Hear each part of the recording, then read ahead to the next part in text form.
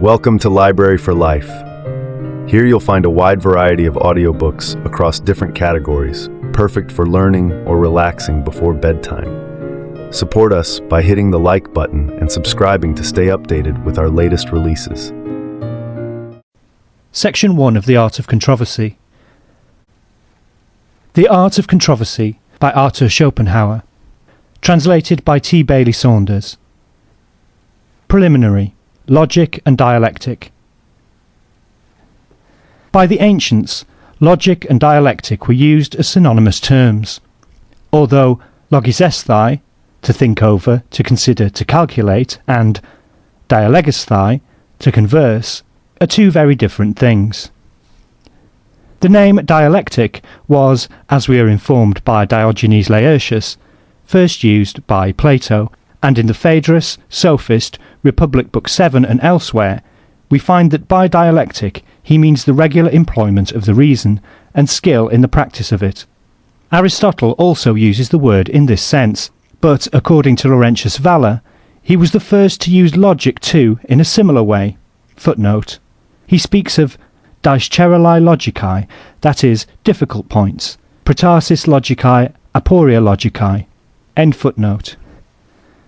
Dialectic, therefore, seems to be an older word than logic. Cicero and Quintilian use the words in the same general signification. Footnote. Cicero, in Lucullo, dialecticam inventam esse, veri et falsi quasi disceptatricum, Topica, chapter 2. Stoici enim judicandi vias diligenta persecuti sunt, eas scientia, quam dialecticam appellant. Quintilian, Book 2, 12. Itaci haec pars dialecticae sive illam disputatricum dicere malimus. And with him this latter word appears to be the Latin equivalent for dialectic. So far, according to Petri Rami Dialectica, Ordinari Taliae Praelectionibus Illustra, 1569.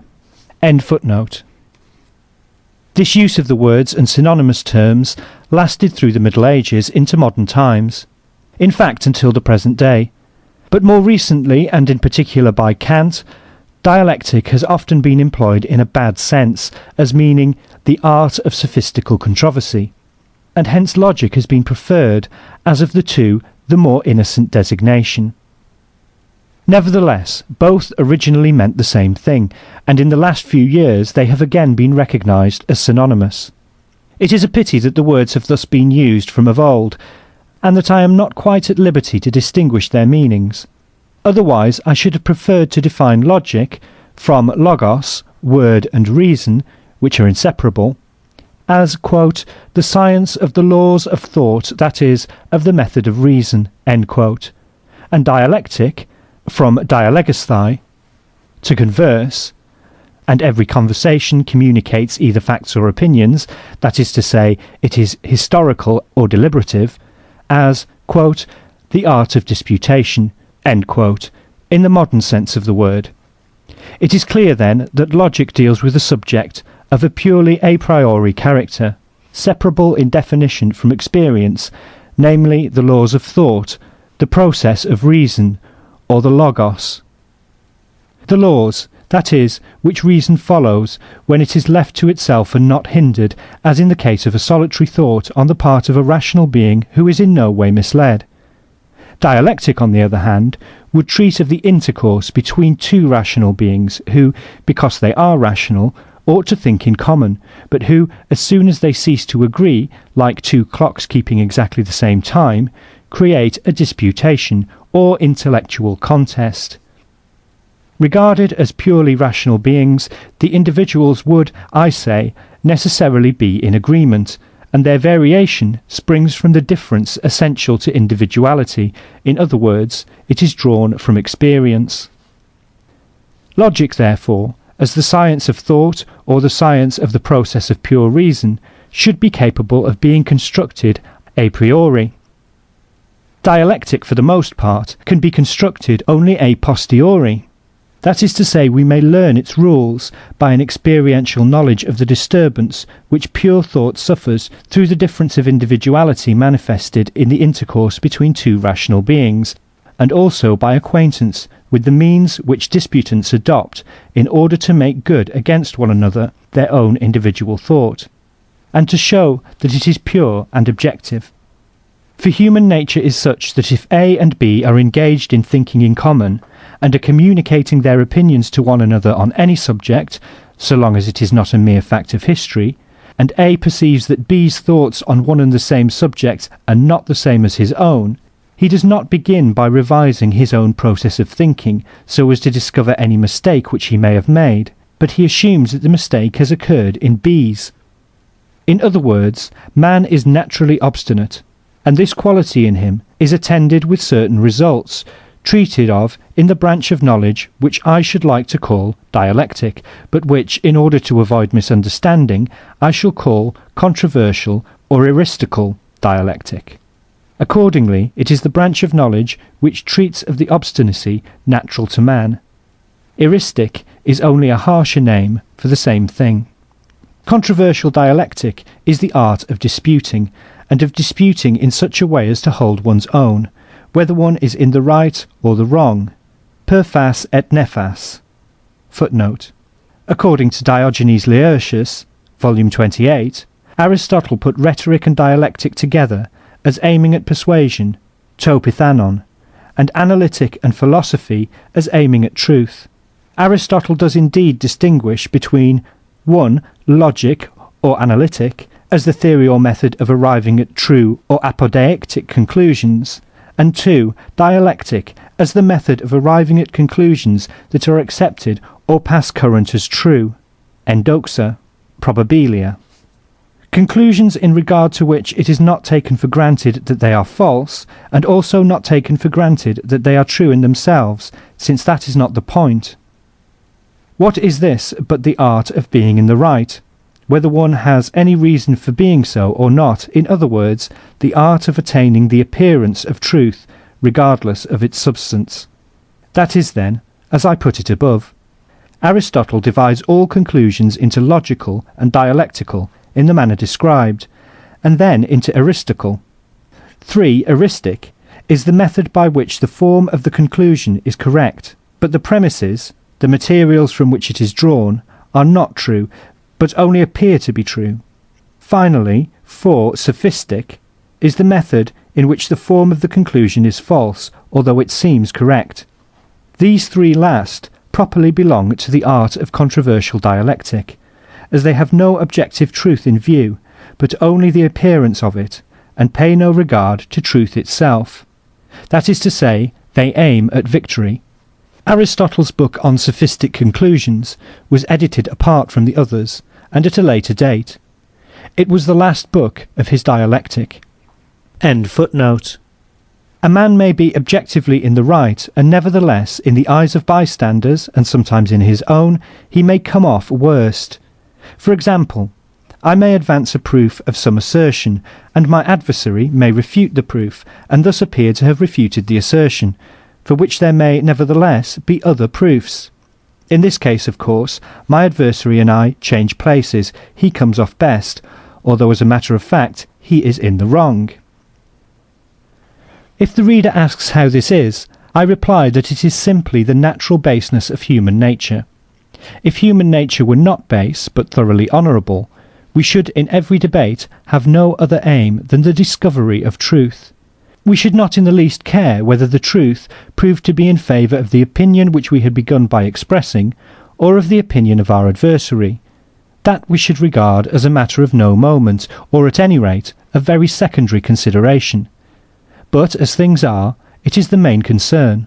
Our innate vanity, which is particularly sensitive in reference to our intellectual powers, will not suffer us to allow that our first position was wrong and our adversary's right.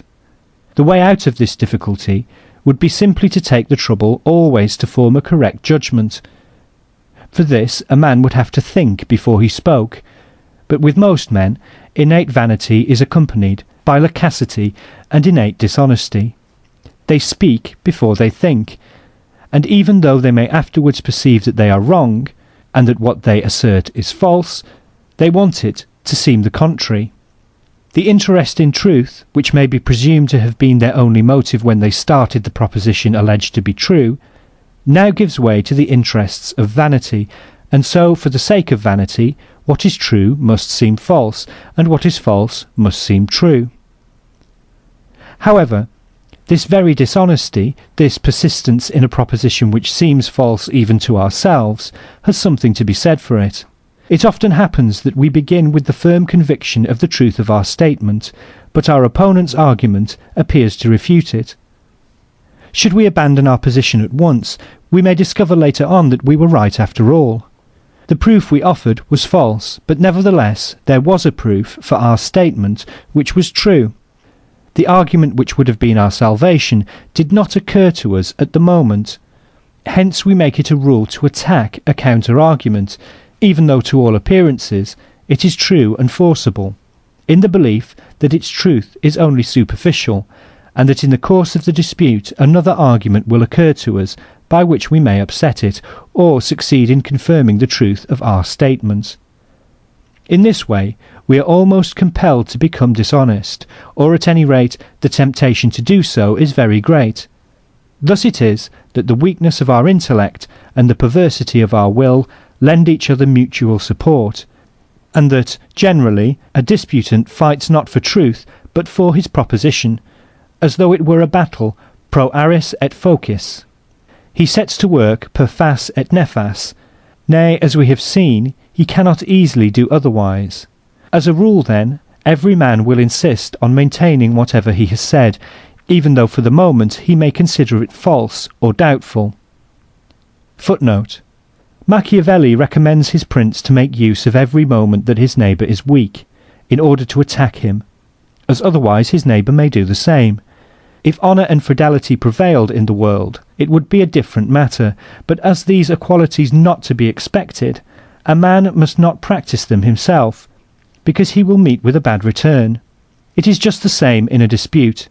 If I allow that my opponent is right as soon as he seems to be so, it is scarcely probable that he will do the same when the position is reversed, and as he acts wrongly, I am compelled to act wrongly too.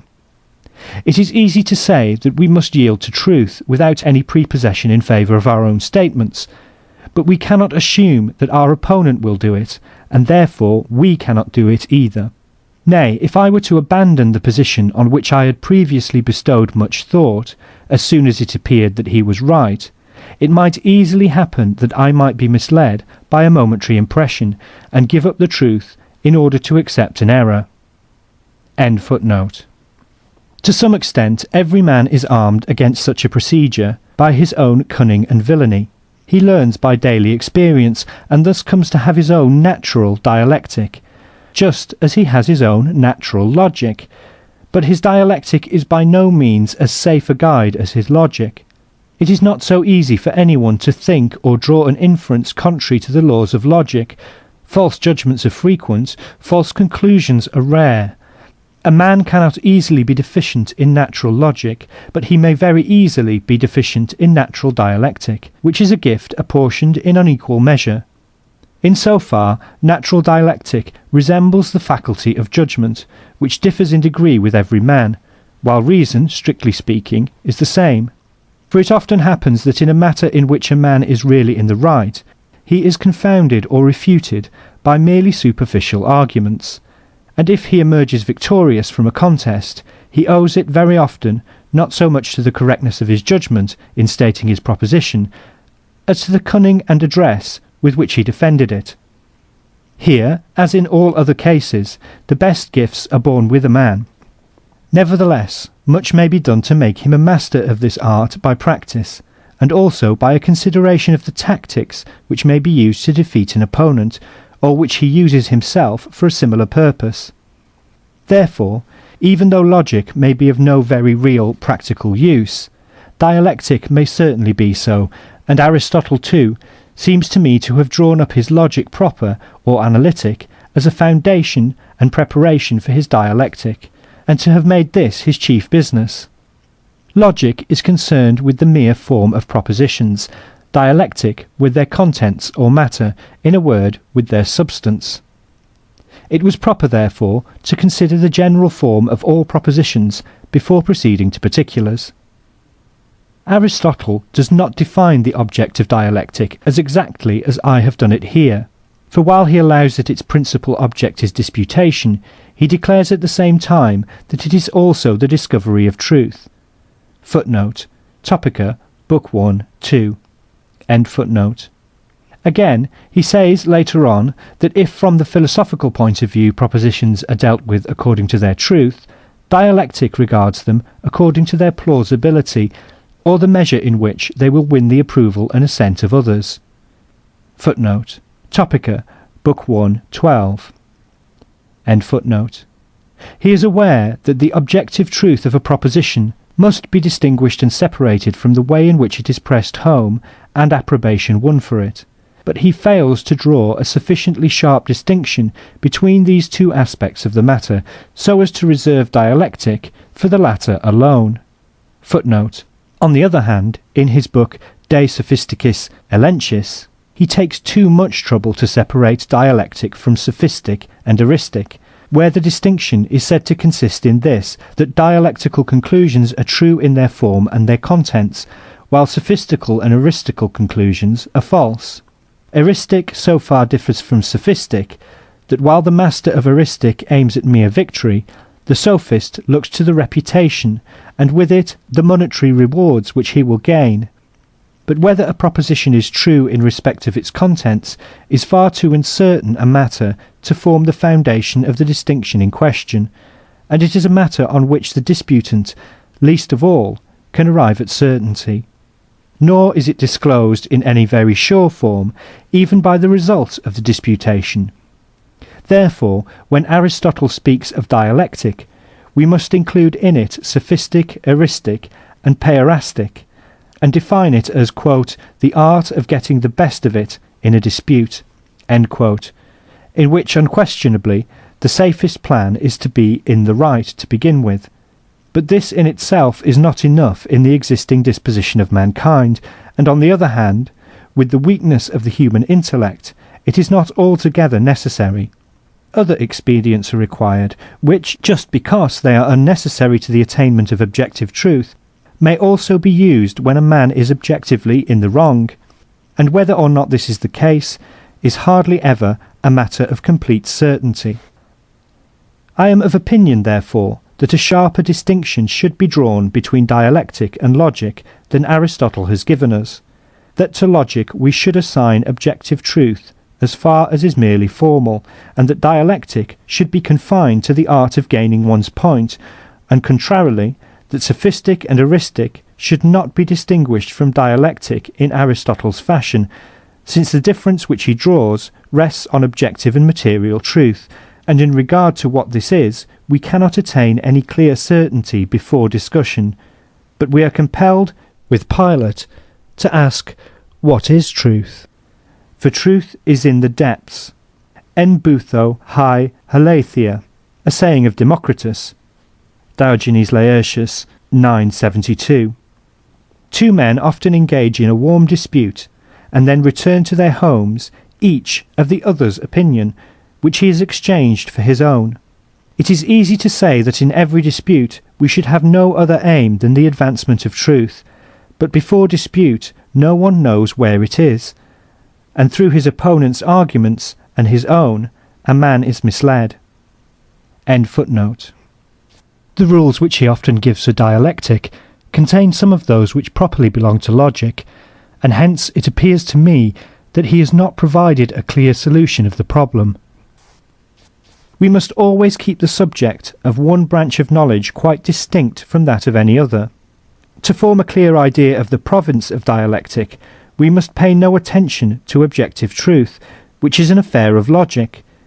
We must regard it simply as the art of getting the best of it in a dispute, which, as we have seen, is all the easier if we are actually in the right.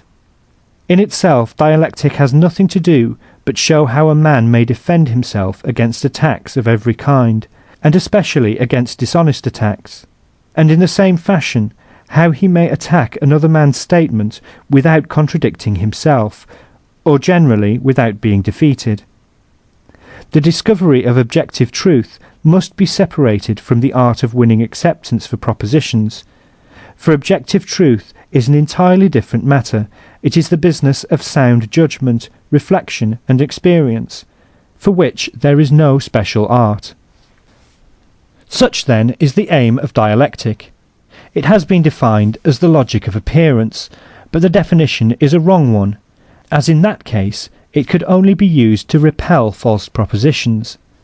But even when a man has the right on his side, he needs dialectic in order to defend and maintain it. He must know what the dishonest tricks are in order to meet them. Nay, he must often make use of them himself, so as to beat the enemy with his own weapons. Accordingly, in a dialectical contest, we must put objective truth aside, or rather we must regard it as an accidental circumstance, and look only to the defence of our own position and the refutation of our opponents. In following out the rules to this end, no respect should be paid to objective truth, because we usually do not know where the truth lies. As I have said, a man often does not himself know whether he is in the right or not. He often believes it and is mistaken. Both sides often believe it. Truth is in the depths. At the beginning of a contest, each man believes as a rule that right is on his side. In the course of it, both become doubtful, and the truth is not determined or confirmed until the close. Dialectic, then, need have nothing to do with truth, as little as the fencing master considers who is in the right when a dispute leads to a duel. Thrust and parry is the whole business.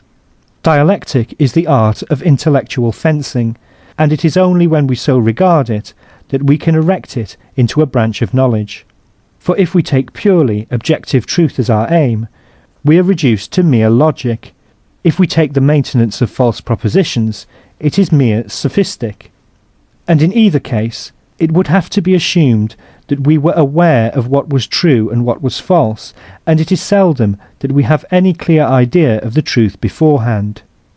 The true conception of dialectic is, then, that which we have formed. It is the art of intellectual fencing, used for the purpose of getting the best of it in a dispute, and, although the name eristic would be more suitable, it is more correct to call it controversial dialectic. Dialectica eristica. Dialectic in this sense of the word has no other aim but to reduce to a regular system and collect and exhibit the arts which most men employ when they observe in a dispute that truth is not on their side, and still attempt to gain the day. Hence, it would be very inexpedient to pay any regard to objective truth or its advancement in a science of dialectic, since this is not done in that original and natural dialectic innate in men, where they strive for nothing but victory. The science of dialectic, in one sense of the word, is mainly concerned to tabulate and analyse dishonest stratagems, in order that in a real debate they may be at once recognised and defeated. It is for this very reason that dialectic must admittedly take victory, and not objective truth, for its aim and purpose. I am not aware that anything has been done in this direction, although I have made inquiries far and wide. Footnote: Diogenes Laertes tells us that among the numerous writings on rhetoric by Theophrastus, all of which have been lost, there was one entitled Agonisticon teas peri toas eristicus gogos theorias. That would have been just what we want. End footnote. It is therefore an uncultivated soil. To accomplish our purpose we must draw from our experience. We must observe how in the debates which often arise in our intercourse with our fellow men, this or that stratagem is employed by one side or the other. By finding out the common elements in tricks repeated in different forms, we shall be enabled to exhibit certain general stratagems which may be advantageous, as well for our own use, as for frustrating others if they use them. What follows is to be regarded as a first attempt. End of Section 1. Section 2 of the Art of Controversy. The basis of all dialectic. First of all, we must consider the essential nature of every dispute, what it is that really takes place in it. Our opponent has stated a thesis, or we ourselves, it is all one. There are two modes of refuting it, and two courses that we may pursue. 1. The modes are 1. Ad rem, 2. Ad hominem, or ex concessis. That is to say, we may show either that the proposition is not in accordance with the nature of things, i.e. with absolute objective truth, or that it is inconsistent with other statements or admissions of our opponent, i.e. with truth as it appears to him. The latter mode of arguing a question produces only a relative conviction, and makes no difference whatever to the objective truth of the matter. 2. The two courses that we may pursue are 1. The direct, and 2. The indirect refutation. The direct attacks the reason for the thesis, the indirect its results. The direct refutation shows that the thesis is not true, the indirect that it cannot be true. The direct course admits of a twofold procedure. Either we may show that the reasons for the statement are false, nego majorem minorem, or we may admit the reasons or premises, but show that the statement does not follow from them, nego consequentiam. That is, we attack the conclusion or form of the syllogism. The direct refutation makes use either of the diversion or of the instance. A. The diversion. We accept our opponent's proposition as true, and then show what follows from it when we bring it into connection with some other proposition acknowledged to be true. We use the two propositions as the premises of a syllogism, giving a conclusion which is manifestly false, as contradicting either the nature of things, footnote, if it is in direct contradiction with a perfectly undoubted truth, we have reduced our opponent's position ad absurdum, end footnote, or other statements of our opponent himself, that is to say, the conclusion is false either ad rem or ad hominem. Footnote. Socrates, in Hippias Major et alias, end footnote. Consequently, our opponent's proposition must have been false, for while true premises can give only a true conclusion, false premises need not always give a false one. B. The instance, or the example to the contrary. This consists in refuting the general proposition by direct reference to particular cases which are included in it in the way in which it is stated, but to which it does not apply, and by which it is therefore shown to be necessarily false. Such is the framework or skeleton of all forms of disputation, for to this every kind of controversy may be ultimately reduced. The whole of a controversy may, however, actually proceed in the manner described, or only appear to do so, and it may be supported by genuine or spurious arguments. It is just because it is not easy to make out the truth in regard to this matter that debates are so long and so obstinate. Nor can we, in ordering the argument, separate actual from apparent truth, since even the disputants are not certain about it beforehand. Therefore I shall describe the various tricks or stratagems without regard to questions of objective truth or falsity, for that is a matter on which we have no assurance, and which cannot be determined previously. Moreover, in every disputation or argument on any subject, we must agree about something, and by this, as a principle, we must be willing to judge the matter in question. We cannot argue with those who deny principles. Contra negantem principia non est disputandum. End of section 2. Section 3 of the Art of Controversy. Stratagems. 1. The extension. This consists in carrying your opponent's proposition beyond its natural limits, in giving it as general a signification and as wide a sense as possible so as to exaggerate it, and, on the other hand, in giving your own proposition as restricted a sense and as narrow limits as you can, because the more general a statement becomes, the more numerous are the objections to which it is open.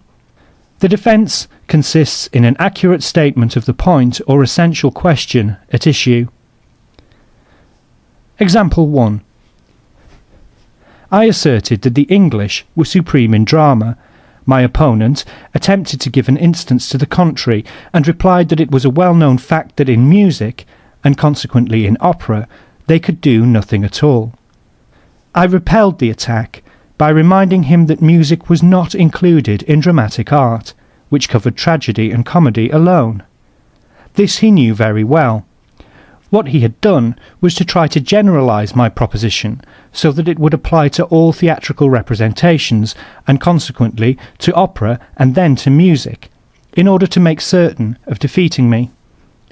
Contrarily, we may save our proposition by reducing it within narrower limits than we had first intended, if our way of expressing it favours this expedient. Example 2. A declares that the Peace of 1814 gave back their independence to all the German towns of the Hanseatic League. B gives an instance to the contrary by reciting the fact that Danzig, which received its independence from Bonaparte, lost it by that peace. A saves himself thus, quote, I said all German towns, and Danzig was in Poland, end quote. This trick was mentioned by Aristotle in the Topica, Book 8, chapters 11 and 12. Example 3. Lamarck, in his Philosophie zoologique, Volume 1, page 208, states that the polyp has no feeling because it has no nerves. It is certain, however, that it has some sort of perception, for it advances towards light by moving in an ingenious fashion from branch to branch, and seizes its prey. Hence it has been assumed that its nervous system is spread over the whole of its body in equal measure, as though it were blended with it, for it is obvious that the polyp possesses some faculty of perception without having any separate organs of sense. Since this assumption refutes Lamarck's position, he argues thus, quote, in that case, all parts of its body must be capable of every kind of feeling, and also of motion, of will, of thought. The polyp would have all the organs of the most perfect animal in every point of its body. Every point could see, smell, taste, hear, and so on. Nay, it could think, judge, and draw conclusions. Every particle of its body would be a perfect animal, and it would stand higher than man, as every part of it would possess all the faculties which man possesses, only in the whole of him. Further, there would be no reason for not extending what is true of the polyp to all monads, the most imperfect of all creatures, and ultimately to the plants, which are also alive, etc., etc. End quote. By using dialectical tricks of this kind, a writer betrays that he is secretly conscious of being in the wrong. Because it was said that the creature's whole body is sensitive to light, and is therefore possessed of nerves, he makes out that its whole body is capable of thought. 2. The homonymy.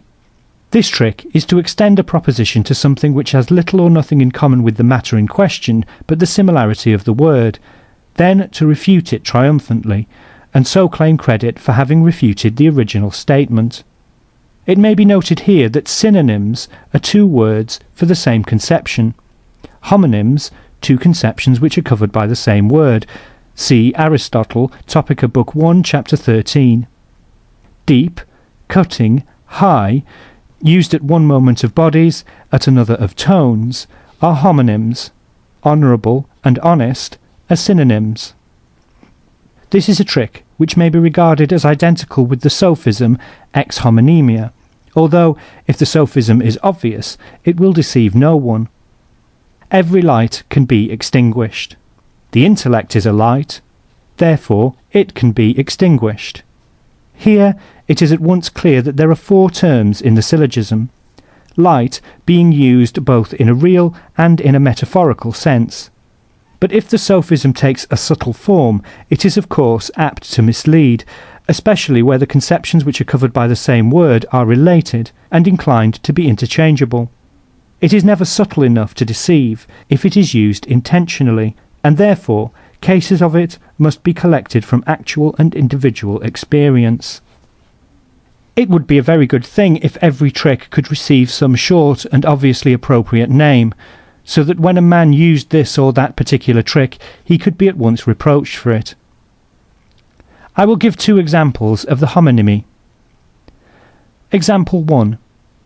A. Quote, "You are not yet initiated into the mysteries of the Kantian philosophy." End quote. B. Quote, "Oh, if it is mysteries you're talking of, I'll have nothing to do with them." End quote. Example 2. I condemned the principle involved in the word honour as a foolish one, for, according to it, a man loses his honour by receiving an insult, which he cannot wipe out unless he replies with a still greater insult, or by shedding his adversary's blood, or his own. I contended that a man's true honour cannot be outraged by what he suffers, but only and alone by what he does, for there is no saying what may befall any one of us. My opponent immediately attacked the reason I had given, and triumphantly proved to me that when a tradesman was falsely accused of misrepresentation, dishonesty, or neglect in his business, it was an attack upon his honour, which in this case was outraged solely by what he suffered, and that he could only retrieve it by punishing his aggressor and making him retract. Here, by a homonymy, he was foisting civic honour, which is otherwise called good name, and which may be outraged by libel and slander, onto the conception of knightly honour, also called point d'honneur, which may be outraged by an insult. And since an attack on the former cannot be disregarded but must be repelled by public disproof, so, with the same justification, an attack on the latter must not be disregarded either, but it must be defeated by still greater insult and a duel. Here we have a confusion of 2 essentially different things through the homonymy in the word honour, and a consequent alteration of the point in dispute. 3. Another trick is to take a proposition which is laid down relatively and in reference to some particular matter, as though it were uttered with a general or absolute application, or at least to take it in some quite different sense, and then refute it. Aristotle's example is as follows. A Moor is black, but in regard to his teeth he is white. Therefore he is black and not black at the same moment. This is an obvious sophism, which will deceive no one. Let us contrast it with one drawn from actual experience. In talking of philosophy, I admitted that my system upheld the Quietists, and commended them. Shortly afterwards, the conversation turned upon Hegel, and I maintained that his writings were mostly nonsense, or, at any rate, that there were many passages in them where the author wrote the words, and it was left to the reader to find a meaning for them. My opponent did not attempt to refute this assertion ad rem, but contented himself by advancing the argumentum ad hominem, and telling me that I had just been praising the Quietists, and that they had written a good deal of nonsense too. This I admitted, but by way of correcting him, I said that I had praised the Quietists not as philosophers and writers, that is to say, for their achievements in the sphere of theory, but only as men, and for their conduct in mere matters of practice, and that in Hegel's case we were talking of theories. In this way I parried the attack. The first 3 tricks are of a kindred character. They have this in common, that something different is attacked from that which was asserted. It would therefore be an ignoratio elenchi to allow oneself to be disposed of in such a manner. For in all the examples I have given, what the opponent says is true, but it stands in apparent, and not in real, contradiction with the thesis. All that the man whom he is attacking has to do is to deny the validity of his syllogism, to deny, namely, the conclusion which he draws, that because his proposition is true, ours is false. In this way his refutation is itself directly refuted by a denial of his conclusion, per negationem consequentiae. Another trick is to refuse to admit true premises because of a foreseen conclusion. There are 2 ways of defeating it, incorporated in the next 2 sections. 4. If you want to draw a conclusion, you must not let it be foreseen, but you must get the premises admitted one by one, unobserved, mingling them here and there in your talk. Otherwise your opponent will attempt all sorts of chicanery, or, if it is doubtful whether your opponent will admit them, you must advance the premises of these premises. That is to say, you must draw up pro-syllogisms, and get the premises of several of them admitted in no definite order. In this way you conceal your game until you have obtained all the admissions that are necessary, and so reach your goal by making a circuit. These rules are given by Aristotle in his Topica, Book 8, Chapter 1. It is a trick which needs no illustration. 5. To prove the truth of a proposition, you may also employ previous propositions that are not true, should your opponent refuse to admit the true ones, either because he fails to perceive their truth, or because he sees that the thesis immediately follows from them. In that case, the plan is to take the propositions which are false in themselves, but true for your opponent, and argue from the way in which he thinks, that is to say, ex concessis. For a true conclusion may follow from false premises, but not vice versa. In the same fashion, your opponent's false propositions may be refuted by other false propositions which he, however, takes to be true, for it is with him that you have to do, and you must use the thoughts that he uses. For instance, if he is a member of some sect to which you do not belong, you may employ the declared opinions of this sect against him as principles. Footnote: Aristotle, Topica, Book 8, Chapter 2. End footnote. 6. Another plan is to beg the question in disguise by postulating what has to be proved, either 1. Under another name, for instance, good repute instead of honour, virtue instead of virginity, etc., or by using such convertible terms as red-blooded animals and vertebrates, or 2.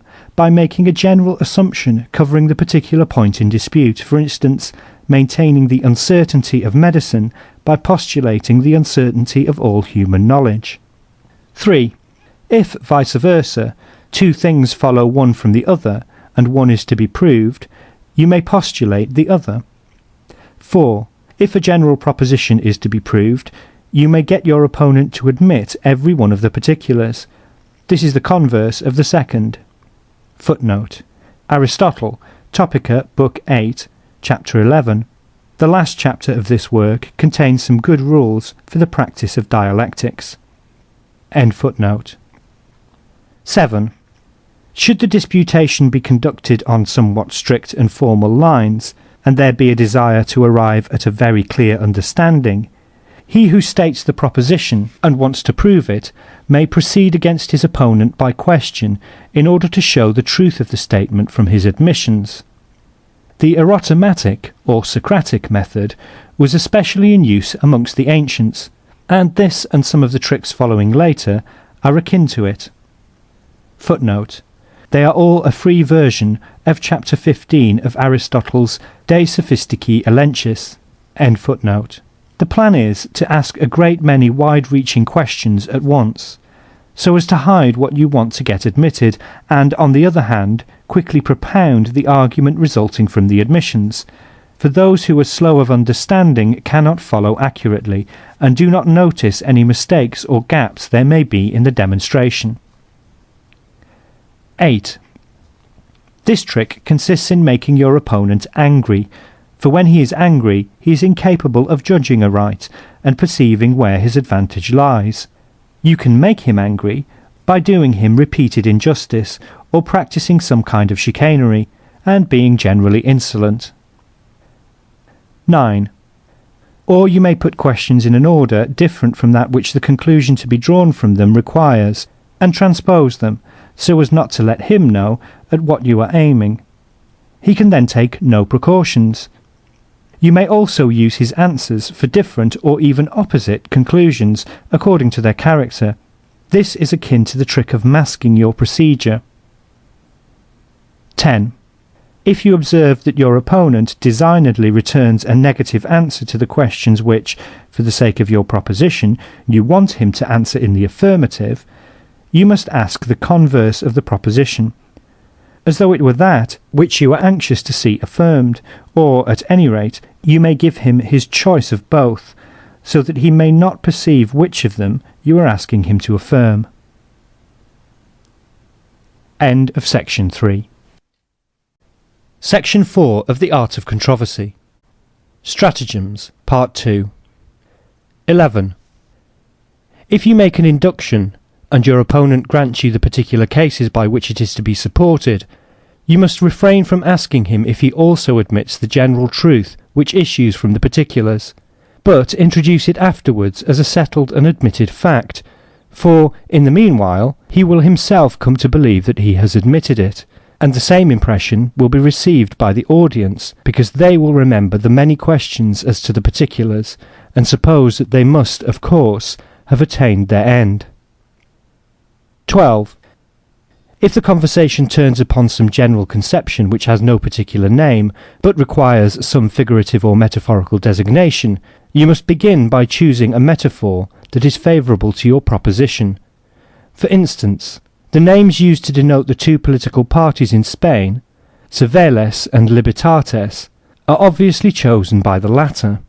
The name Protestants is chosen by themselves, and also the name Evangelicals, but the Catholics call them heretics. Similarly, in regard to the names of things which admit of a more exact and definite meaning, for example, if your opponent proposes an alteration, you can call it an innovation, as this is an invidious word. If you yourself make the proposal, it will be the converse. In the first case, you can call the antagonistic principle the existing order, in the second, antiquated prejudice. What an impartial man with no further purpose to serve would call public worship, or system of religion, is described by an adherent as piety, godliness, and by an opponent as bigotry, superstition. This is, at bottom, a subtle petitio principii. What is sought to be proved is, first of all, inserted in the definition, whence it is then taken by mere analysis. What one man calls placing in safe custody, another calls throwing into prison. A speaker often betrays his purpose beforehand by the names which he gives to things. One man talks of the clergy, another of the priests. Of all the tricks of controversy, this is the most frequent, and it is used instinctively. You hear of religious zeal or fanaticism, a faux pas, a piece of gallantry or adultery, an equivocal or a bawdy story, embarrassment or bankruptcy. Through influences and connection, or by bribery and nepotism, sincere gratitude, or good pay. 13. To make your opponent accept a proposition, you must give him the counter-proposition as well, leaving him his choice of the two, and you must render the contrast as glaring as you can, so that to avoid being paradoxical, he will accept the proposition, which is thus made to look quite probable. For instance, if you want to make him admit that a boy must do everything that his father tells him to, ask him, quote, whether in all things we must obey or disobey our parents, end quote. Or if a thing is said to occur often, ask whether by often you are to understand few or many cases, and he will say many. It is as though you were to put grey next black and call it white, or next white and call it black. 14. This, which is an impudent trick, is played as follows. When your opponent has answered several of your questions, without the answers turning out favourable to the conclusion at which you are aiming, advance the desired conclusion, although it does not in the least follow, as though it had been proved, and proclaim it in a tone of triumph. If your opponent is shy or stupid, and you yourself possess a great deal of impudence and a good voice, the trick may easily succeed. It is akin to the fallacy, non causae ut causae. 15. If you have advanced a paradoxical proposition and find a difficulty in proving it, you may submit for your opponent's acceptance or rejection some true proposition, the truth of which, however, is not quite palpable, as though you wished to draw your proof from it. Should he reject it because he suspects a trick, you can obtain your triumph by showing how absurd he is. Should he accept it, you have got reason on your side for the moment, and must now look about you, or else you can employ the previous trick as well, and maintain that your paradox is proved by the proposition which he has accepted. For this an extreme degree of impudence is required, but experience shows cases of it, and there are people who practice it by instinct. 16. Another trick is to use arguments ad hominem or ex concessis. Footnote. The truth from which I draw my proof may be either 1. Of an objective and universally valid character, in that case my proof is veracious, secundum veritatem, and it is such proof alone that has any genuine validity, or 2. It may be valid only for the person to whom I wish to prove my proposition, and with whom I am disputing.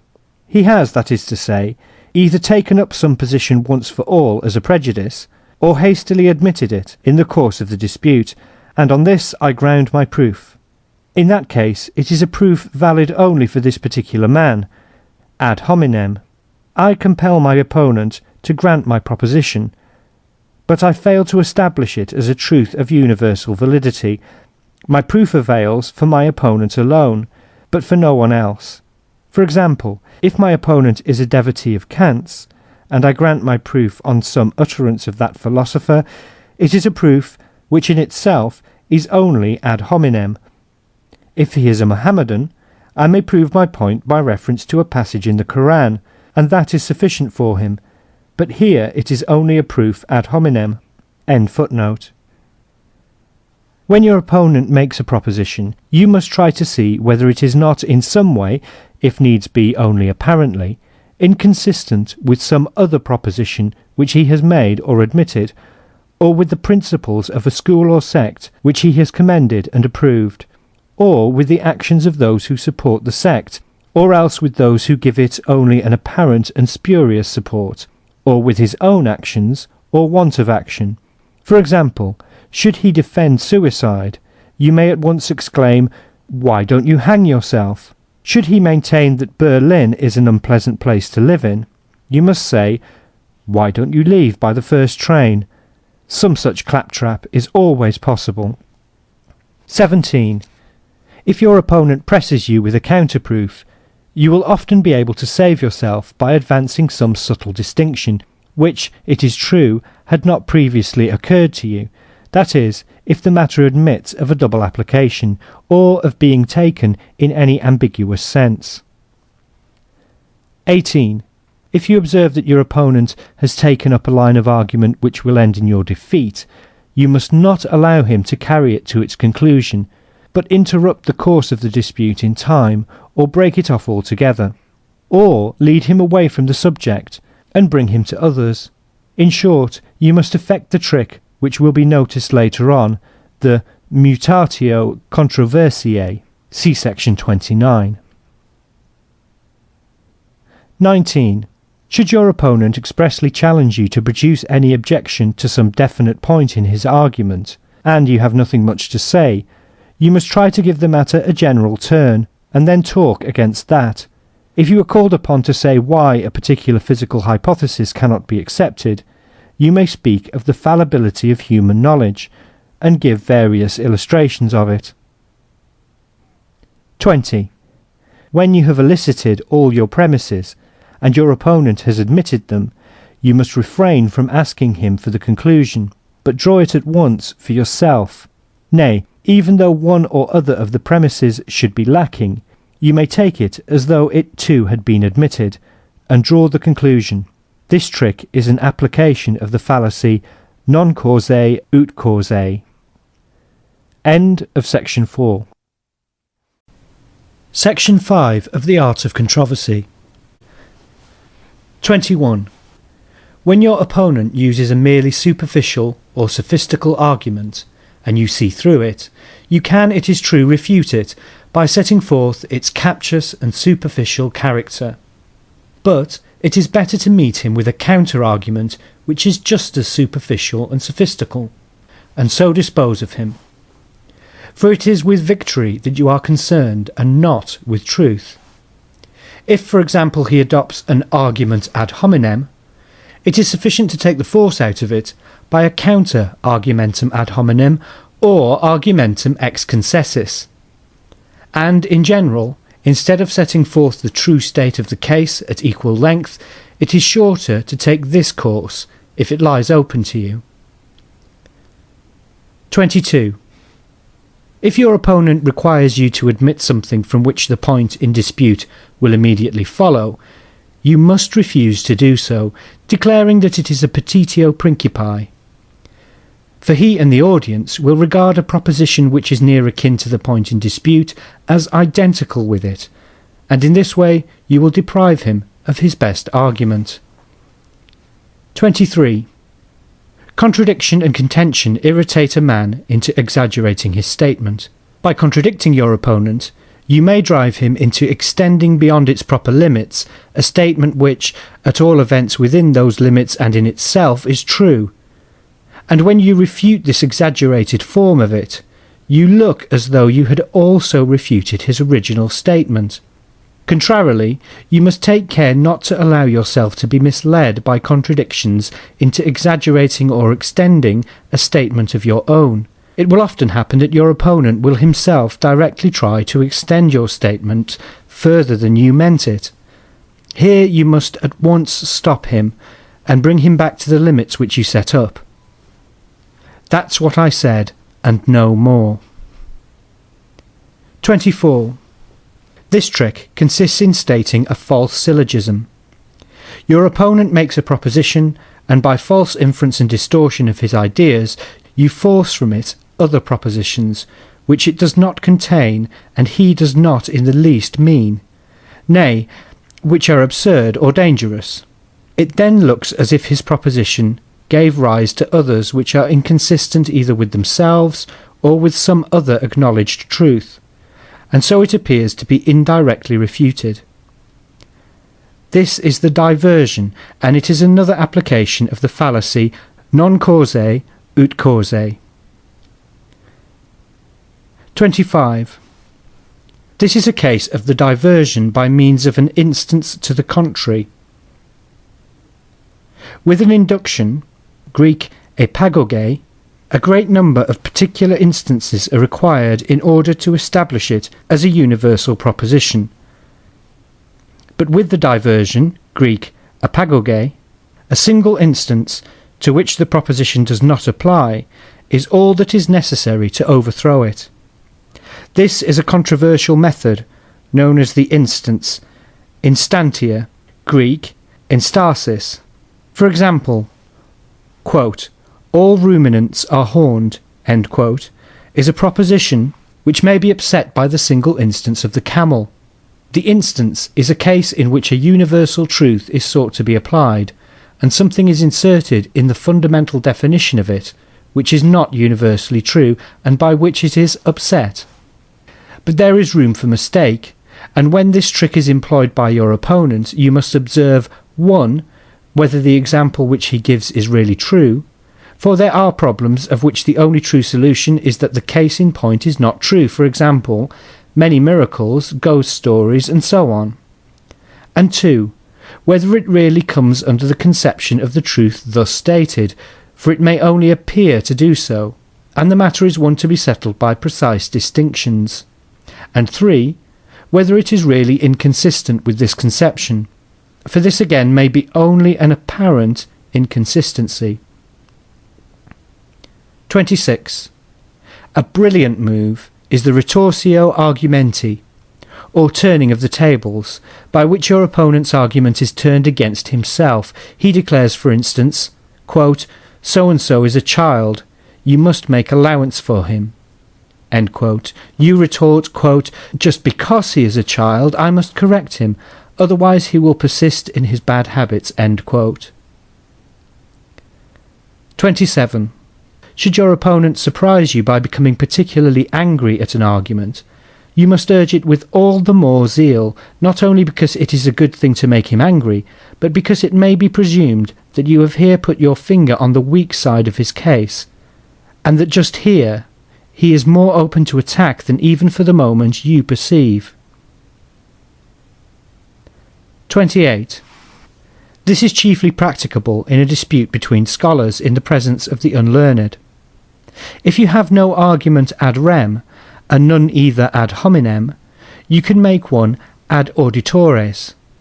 That is to say, you can start some invalid objection which, however, only an expert sees to be invalid. Now your opponent is an expert, but those who form your audience are not, and accordingly in their eyes he is defeated, particularly if the objection which you make places him in any ridiculous light. People are ready to laugh, and you have the laughers on your side. To show that your objection is an idle one would require a long explanation on the part of your opponent, and a reference to the principles of the branch of knowledge in question, or to the elements of the matter which you are discussing, and people are not disposed to listen to it. For example, your opponent states that in the original formation of a mountain range, the granite and other elements in its composition were, by reason of their high temperature, in a fluid or molten state, that the temperature must have amounted to some 480 degrees Fahrenheit, and that when the mass took shape it was covered by the sea. You reply by an argument ad auditores that at that temperature, nay indeed long before it had been reached, namely at 212 degrees Fahrenheit, the sea would have been boiled away and spread through the air in the form of steam. At this the audience laughs. To refute the objection, your opponent would need to show that the boiling point depends not only on the degree of warmth, but also on the atmospheric pressure, and that as soon as about half the seawater had gone off in the shape of steam, this pressure would be so greatly increased that the rest of it would fail to boil, even at a temperature of 480 degrees. He is debarred from giving this explanation, as it would require a treatise to demonstrate the matter to those who had no acquaintance with physics. 29. See section 18. If you find that you are being worsted, you can make a diversion, that is, you can suddenly begin to talk of something else, as though it had a bearing on the matter in dispute, and afforded an argument against your opponent. This may be done without presumption if the diversion has, in fact, some general bearing on the matter, but it is a piece of impudence if it has nothing to do with the case, and is only brought in by way of attacking your opponent. For example, I praised the system prevailing in China, where there is no such thing as hereditary nobility, and offices are bestowed only on those who succeed in competitive examinations. My opponent maintained that learning, as little as the privilege of birth, of which he had a high opinion, fits a man for office. We argued, and he got the worst of it.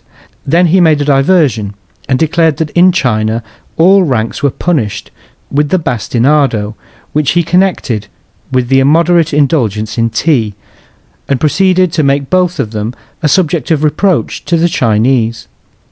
To follow him into all this would have been to allow oneself to be drawn into a surrender of the victory which had already been won.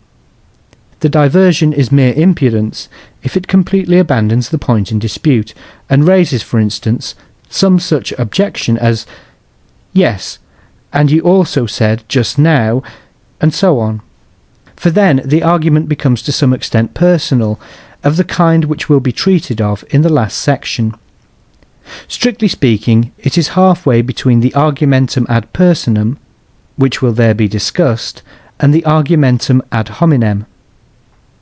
How very innate this trick is may be seen in every quarrel between common people. If one of the parties makes some personal reproach against the other, the latter, instead of answering it by refuting it, allows it to stand, as it were admits it, and replies by reproaching his antagonist on some other ground. This is a stratagem like that pursued by Scipio when he attacked the Carthaginians, not in Italy but in Africa. In war, diversions of this kind may be profitable, but in a quarrel they are poor expedients, because the reproaches remain, and those who look on hear the worst that can be said of both parties. It is a trick that should be used only faute de mieux. 30. This is the argumentum ad verecundiam.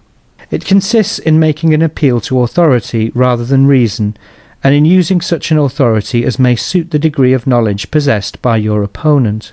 Every man prefers belief to the exercise of judgment, says Seneca, and it is therefore an easy matter if you have an authority on your side which your opponent respects.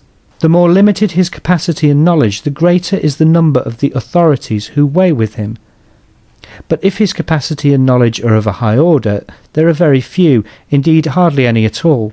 He may perhaps admit the authority of professional men versed in a science or an art or a handicraft of which he knows little or nothing, but even so he will regard it with suspicion. Contrarily, ordinary folk have a deep respect for professional men of every kind. They are unaware that a man who makes a profession of a thing loves it not for the thing itself, but for the money he makes by it, or that it is rare for a man who teaches to know his subject thoroughly, for if he studies it as he ought, he has in most cases no time left in which to teach it. But there are very many authorities who find respect with the mob, and if you have none, that is quite suitable. You can take one that appears to be so. You may quote what some said in another sense or in other circumstances. Authorities which your opponent fails to understand are those of which he generally thinks the most. The unlearned entertain a peculiar respect for a Greek or a Latin flourish. You may also, should it be necessary, not only twist your authorities, but actually falsify them, or quote something which you have invented entirely yourself. As a rule, your opponent has no books at hand, and could not use them if he had. The finest illustration of this is furnished by the French curé, who, to avoid being compelled like other citizens to pave the street in front of his house, quoted a saying which he described as biblical, "Paviant illi ego non pavebo." That was quite enough for the municipal officers. A universal prejudice may also be used as an authority, for most people think with Aristotle that may be said to exist, which many believe. There is no opinion, however absurd, which men will not readily embrace as soon as they can be brought to the conviction that it is generally adopted. Example affects their thought just as it affects their action. They are like sheep, following the bellwether just as he leads them. They would sooner die than think. It is very curious that the universality of an opinion should have so much weight with people, as their own experience might tell them that its acceptance is an entirely thoughtless and merely imitative process. But it tells them nothing of the kind, because they possess no self-knowledge whatever. It is only the elect who say with Plato, tois polois pola dokae, which means that the public has a good many bees in its bonnet, and that it would be a long business to get at them. But, to speak seriously, the universality of an opinion is no proof, nay, it is not even a probability, that the opinion is right. Those who maintain that it is so must assume 1. That length of time deprives a universal opinion of its demonstrative force, as otherwise all the old errors which were once universally held to be true would have to be recalled. For instance, the Ptolemaic system would have to be restored, or Catholicism re-established in all Protestant countries. They must assume, 2, that distance of space has the same effect, otherwise the respective universality of opinion amongst the adherents of Buddhism, Christianity and Islam will put them in a difficulty. When we come to look into the matter, so-called universal opinion is the opinion of 2 or 3 persons, and we should be persuaded of this if we could see the way in which it really arises. We should find that it is 2 or 3 persons who, in the first instance, accepted it or advanced and maintained it, and of whom people were so good as to believe that they had thoroughly tested it. Then a few other persons, persuaded beforehand that the first were men of the requisite capacity, also accepted the opinion. These again were trusted by many others, whose laziness suggested to them that it was better to believe at once than to go through the troublesome task of testing the matter for themselves. Thus the number of these lazy and credulous adherents grew from day to day, for the opinion had no sooner obtained a fair measure of support than its further supporters attributed this to the fact that the opinion could only have obtained it by the cogency of its arguments. The remainder were then compelled to grant what was universally granted, so as not to pass for unruly persons who resisted opinions which everyone accepted, or pert fellows who thought themselves cleverer than anyone else. When an opinion reaches this stage, adhesion becomes a duty, and henceforward the few who are capable of forming a judgment hold their peace. Those who venture to speak are such as are entirely incapable of forming any opinions or any judgment of their own, being merely the echo of others' opinions, and nevertheless they defend them with all the greater zeal and intolerance. For what they hate in people who think differently is not so much the different opinions which they profess, as the presumption of wanting to form their own judgment, a presumption of which they themselves are never guilty, as they are very well aware. In short, there are very few who can think, but every man wants to have an opinion, and what remains but to take it ready-made from others, instead of forming opinions for himself? Since this is what happens, where is the value of the opinion even of 100 millions? It is no more established than an historical fact reported by 100 chroniclers who can be proved to have plagiarized it from one another, the opinion in the end being traceable to a single individual. Footnote. See Bayle's Pensées sur les comètes, Volume 1, page 10. End footnote. It is all what I say, what you say, and finally what he says, and the whole of it is nothing but a series of assertions. Dico ego, tu dicis, sed denique dixit et ille. Dictaque post toties, nil nisi dicta vides. Nevertheless, in a dispute with ordinary people, we may employ universal opinion as an authority, for it will generally be found that when two of them are fighting, that is the weapon which both of them choose as a means of attack. If a man of the better sort has to deal with them, it is most advisable for him to condescend to the use of this weapon too, and to select such authorities as will make an impression on his opponent's weak side. For ex hypoiesi, he is as insensible to all rational argument as a horny-hided Siegfried, dipped in the flood of incapacity and unable to think or judge. Before a tribunal, the dispute is one between authorities alone. Such authoritative statements, I mean, as are laid down by legal experts, and here the exercise of judgment consists in discovering what law or authority applies to the case in question. There is, however, plenty of room for dialectic, for should the case in question and the law not really fit each other, they can, if necessary, be twisted, until they appear to do so, or vice versa. End of section 5. Section 6 of The Art of Controversy. Translated by T. Bailey Saunders. 31. If you know that you have no reply to the arguments which your opponent advances, you may, by a fine stroke of irony, declare yourself to be an incompetent judge. What you now say passes my poor powers of comprehension. It may be all very true, but I can't understand it, and I refrain from any expression of opinion on it. In this way, you insinuate to the bystanders, with whom you are in good repute, that what your opponent says is nonsense. Thus, when Kant's Critique appeared, or rather, when it began to make a noise in the world, many professors of the old eclectic school declared that they failed to understand it, in the belief that their failure settled the business. But when the adherents of the new school proved to them that they were quite right, and had really failed to understand it, they were in a very bad humour. This is a trick which may be used only when you are quite sure that the audience thinks much better of you than of your opponent. A professor, for instance, may try it on a student. Strictly, it is a case of the preceding trick. It is a particularly malicious assertion of one's own authority, instead of giving reasons.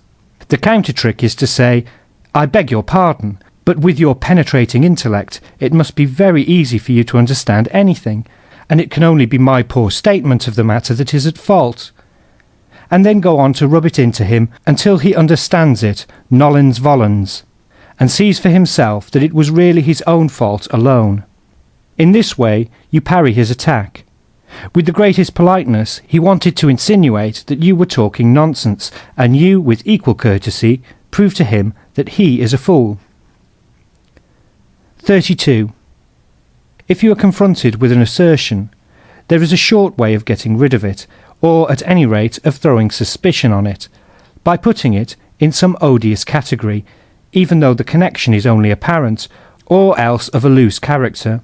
You can say, for instance, "That is Manichaeism," or "It is Arianism," or Pelagianism, or Idealism, or Spinozism, or Pantheism, or Brownianism, or Naturalism, or Atheism, or Rationalism, Spiritualism, Mysticism, and so on. In making an objection of this kind, you take it for granted, 1. That the assertion in question is identical with, or at least contained in, the category cited, that is to say, you cry out, "Oh, I have heard that before," and 2. That the system referred to has been entirely refuted, and does not contain a word of truth. 33.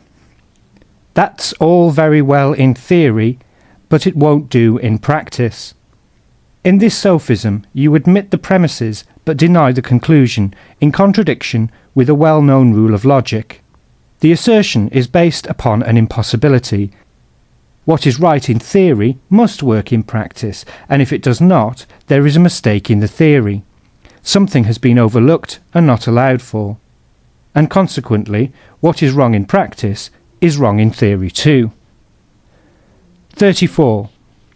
When you state a question or an argument, and your opponent gives you no direct answer or reply, but evades it by a counter-question, or an indirect answer, or some assertion which has no bearing on the matter, and generally tries to turn the subject, it is a sure sign that you have touched a weak spot, sometimes without knowing it. You have, as it were, reduced him to silence. You must, therefore, urge the point all the more, and not let your opponent evade it, even when you do not know where the weakness which you have hit upon really lies. 35. There is another trick which, as soon as it is practicable, makes all others unnecessary. Instead of working on your opponent's intellect by argument, work on his will by motive, and he, and also the audience if they have similar interests, will at once be won over to your opinion, even though you got it out of a lunatic asylum. For, as a general rule, half an ounce of will is more effective than 100 weight of insight and intelligence. This, it is true, can be done only under particular circumstances. If you succeed in making your opponent feel that his opinion, should it prove to be true, will be distinctly prejudicial to his interest, he will let it drop like a hot potato, and feel that it was very imprudent to take it up. A clergyman, for instance, is defending some philosophical dogma. You make him sensible of the fact that it is in immediate contradiction with one of the fundamental doctrines of his church, and he abandons it. A landed proprietor maintains that the use of machinery in agricultural operations, as practiced in England, is an excellent institution, since an engine does the work of many men. You give him to understand that it will not be very long before carriages are also worked by steam, and that the value of his large stud will be greatly depreciated, and you will see what he will say. In such cases, every man feels how thoughtless it is to sanction a law unjust to himself. Quam temere in nosmet legum sancimus iniquam. Nor is it otherwise if the bystanders, but not your opponent, belong to the same sect, guild, industry, club, etc. as yourself.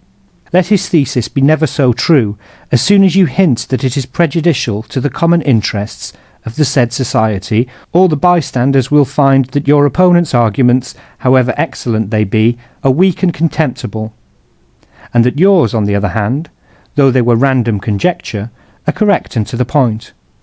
You will have a chorus of loud approval on your side, and your opponent will be driven out of the field with ignominy. Nay, the bystanders will believe, as a rule, that they have agreed with you out of pure conviction, for what is not to our interest mostly seems absurd to us, our intellect being no siccum lumen. This trick might be called taking the tree by its root. Its usual name is the argumentum ab utile. 36. You may also puzzle and bewilder your opponent by mere bombast, and the trick is possible because a man generally supposes that there must be some meaning in words. Gewöhnlich glaubt der Mensch, wenn nur Worte hört. Es müsse sich dabei doch auch was denken lassen. If he is secretly conscious of his own weakness, and accustomed to hear much that he does not understand, and to make as though he did, you can easily impose upon him by some serious fooling that sounds very deep or learned, and deprives him of hearing, sight, and thought, and by giving out that it is the most indisputable proof of what you assert. It is a well-known fact that in recent times some philosophers have practised this trick on the whole of the public with the most brilliant success. But since present examples are odious, we may refer to the Vicar of Wakefield for an old one. 37. Should your opponent be in the right, but, luckily for your contention, choose a faulty proof, you can easily manage to refute it, and then claim that you have thus refuted his whole position. This is a trick which ought to be one of the first. It is, at bottom, an expedient by which an argumentum ad hominem is put forward as an argumentum ad rem. If no accurate proof occurs to him, or to the bystanders, you have won the day. For example, if a man advances the ontological argument, by way of proving God's existence, you can get the best of him, for the ontological argument may easily be refuted. This is the way in which bad advocates lose a good cause, by trying to justify it by an authority which does not fit it, when no fitting one occurs to them. 38. A last trick is to become personal, insulting, rude, as soon as you perceive that your opponent has the upper hand, and that you are going to come off worst. It consists in passing from the subject of dispute, as from a lost game, to the disputant himself, and in some way attacking his person. It may be called the argumentum ad personam, to distinguish it from the argumentum ad hominem, which passes from the objective discussion of the subject, pure and simple, to the statements or admissions which your opponent has made in regard to it. But in becoming personal, you leave the subject altogether and turn your attack to his person, by remarks of an offensive and spiteful character. It is an appeal from the virtues of the intellect to the virtues of the body, or to mere animalism. This is a very popular trick, because everyone is able to carry it into effect, and so it is of frequent application. Now, the question is, what counter-trick avails for the other party? For if he has recourse to the same rule, there will be blows, or a duel, or an action for slander. It would be a great mistake to suppose that it is sufficient not to become personal yourself, for by showing a man quite quietly that he is wrong, and that what he says and thinks is incorrect, a process which occurs in every dialectical victory, you embitter him more than if you used some rude or insulting expression. Why is this? Because, as Hobbes observes, all mental pleasure consists in being able to compare oneself with others to one's own advantage. Nothing is of greater moment to a man than the gratification of his vanity, and no wound is more painful than that which is inflicted on it. Hence such phrases as death before dishonour, and so on. The gratification of vanity arises mainly by comparison of oneself with others, in every respect, but chiefly in respect of one's intellectual powers, and so the most effective and the strongest gratification of it is to be found in controversy. Hence the embitterment of defeat, apart from any question of injustice. and hence recourse to that last weapon, that last trick, which you cannot evade by mere politeness. A cool demeanour may, however, help you here.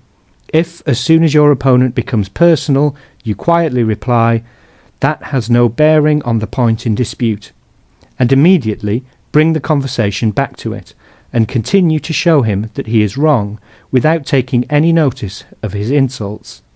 Say, as Themistocles said to Eurybiades, "Strike, but hear me," but such demeanour is not given to everyone.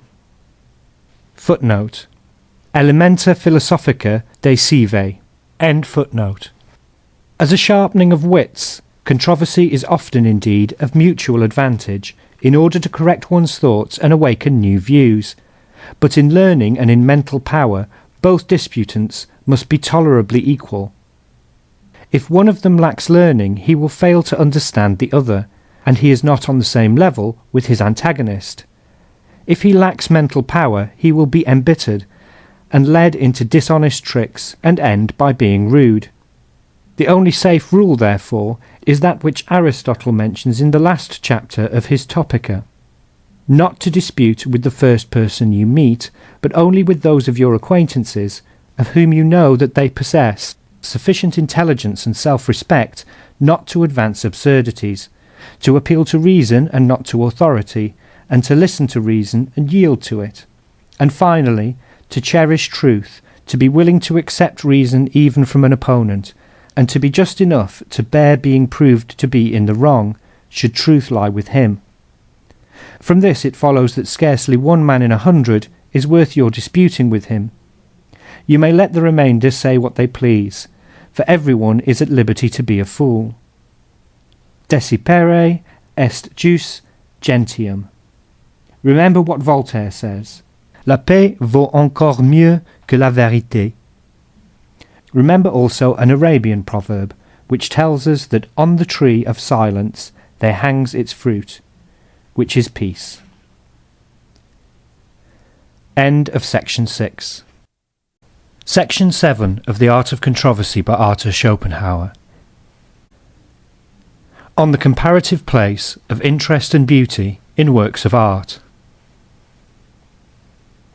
In the productions of poetic genius, especially of the epic and dramatic kind, there is, apart from beauty, another quality which is attractive.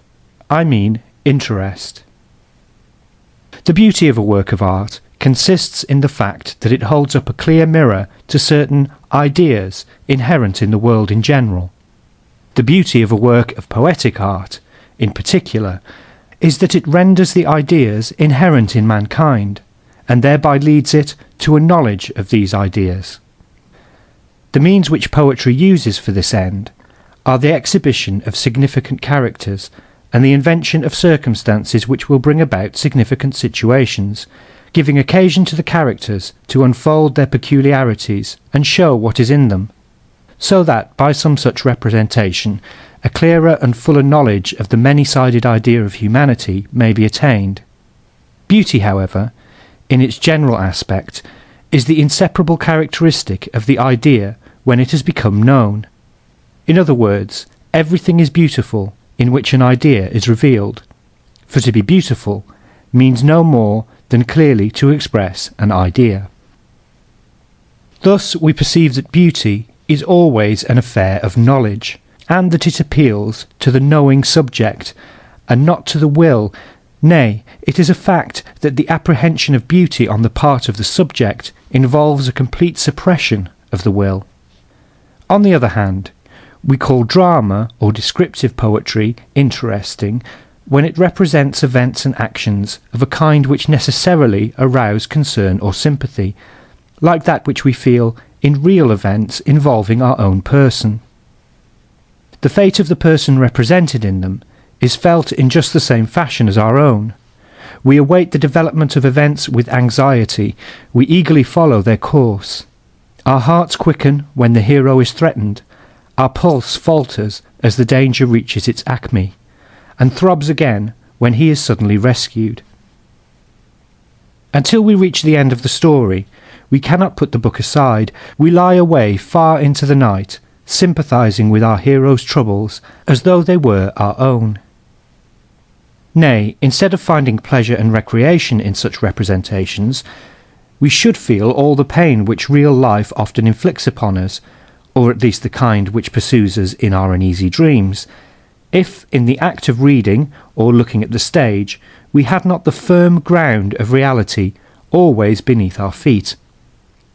As it is, in the stress of a too violent feeling, we can find relief from the illusion of the moment, and then give way to it again at will.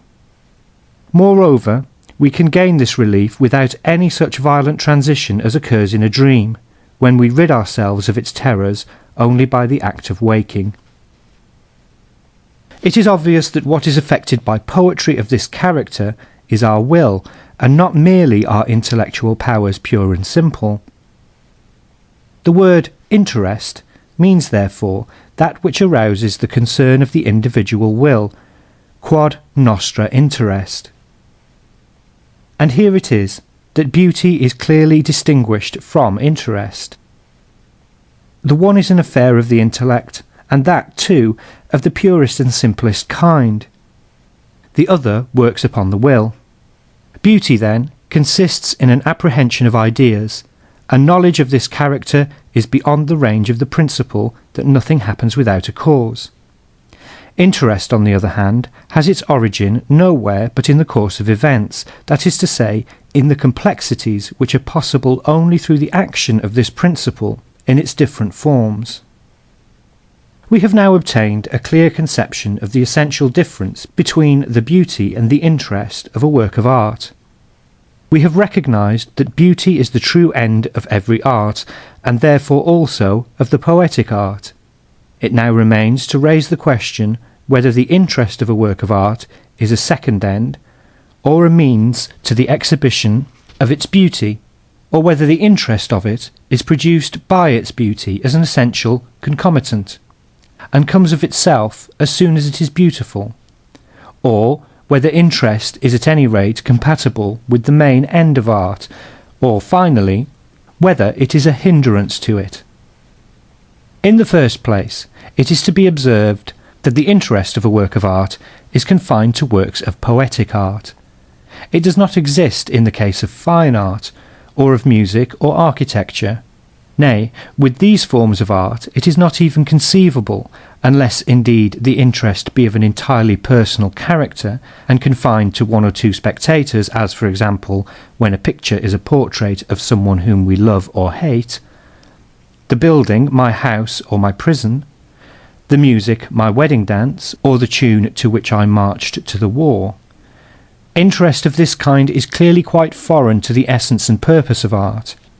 It disturbs our judgment in so far as it makes the purely artistic attitude impossible. It may be, indeed, that to a smaller extent this is true of all interest. Now, since the interest of a work of art lies in the fact that we have the same kind of sympathy with a poetic representation as with reality, it is obvious that the representation must deceive us for the moment, and this it can do only by its truth. But truth is an element in perfect art. A picture, a poem, should be as true as nature itself, but at the same time it should lay stress on whatever forms the unique character of its subject, by drawing out all its essential manifestations, and by rejecting everything that is unessential and accidental. The picture or the poem will thus emphasize its idea, and give us that ideal truth which is superior to nature. Truth, then, forms the point that is common to both interest and beauty in a work of art, as it is truth which produces the illusion. The fact that the truth of which I speak is ideal truth might indeed be detrimental to the illusion, since it is just here that we have the general difference between poetry and reality, art and nature. But since it is possible for reality to coincide with the ideal, it is not actually necessary that this difference should destroy the illusion. In the case of fine arts, there is, in the range of the means which art adopts, a certain limit, and beyond it illusion is impossible. Sculpture, that is to say, gives us mere colourless form. Its figures are without eyes and without movement, and painting provides us with no more than a single view, enclosed within strict limits, which separate the picture from the adjacent reality. Here, then, there is no room for illusion, and consequently none for that interest or sympathy which resembles the interest we have in reality. The will is at once excluded, and the object alone is presented to us in a manner that frees it from any personal concern. It is a highly remarkable fact that a spurious kind of fine art oversteps these limits, produces an illusion of reality, and arouses our interest, but at the same time it destroys the effect which fine art produces, and serves as nothing but a mere means of exhibiting the beautiful, that is, communicating a knowledge of the ideas which it embodies. I refer to waxwork. Here, we might say, is the dividing line which separates it from the province of fine art. When waxwork is properly executed, it produces a perfect illusion. But for that very reason we approach a wax figure as we approach a real man, who, as such, is for the moment an object presented to our will. That is to say, he is an object of interest, he arouses the will, and consequently stills the intellect. We come up to a wax figure with the same reserve and caution as a real man would inspire in us. Our will is excited, it waits to see whether he is going to be friendly to us, or the reverse, fly from us or attack us. In a word, it expects some action of him. But as the figure, nevertheless, shows no sign of life, it produces the impression which is so very disagreeable, namely of a corpse. This is a case where the interest is of the most complete kind, and yet where there is no work of art at all. In other words, interest is not in itself a real end of art. The same truth is illustrated by the fact that even in poetry it is only the dramatic and descriptive kind to which interest attaches.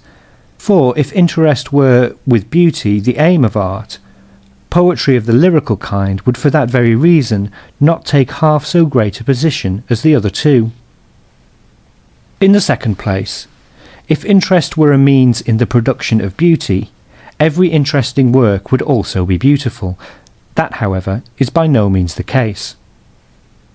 A drama or a novel may often attract us by its interest, and yet be so utterly deficient in any kind of beauty that we are afterwards ashamed of having wasted our time on it.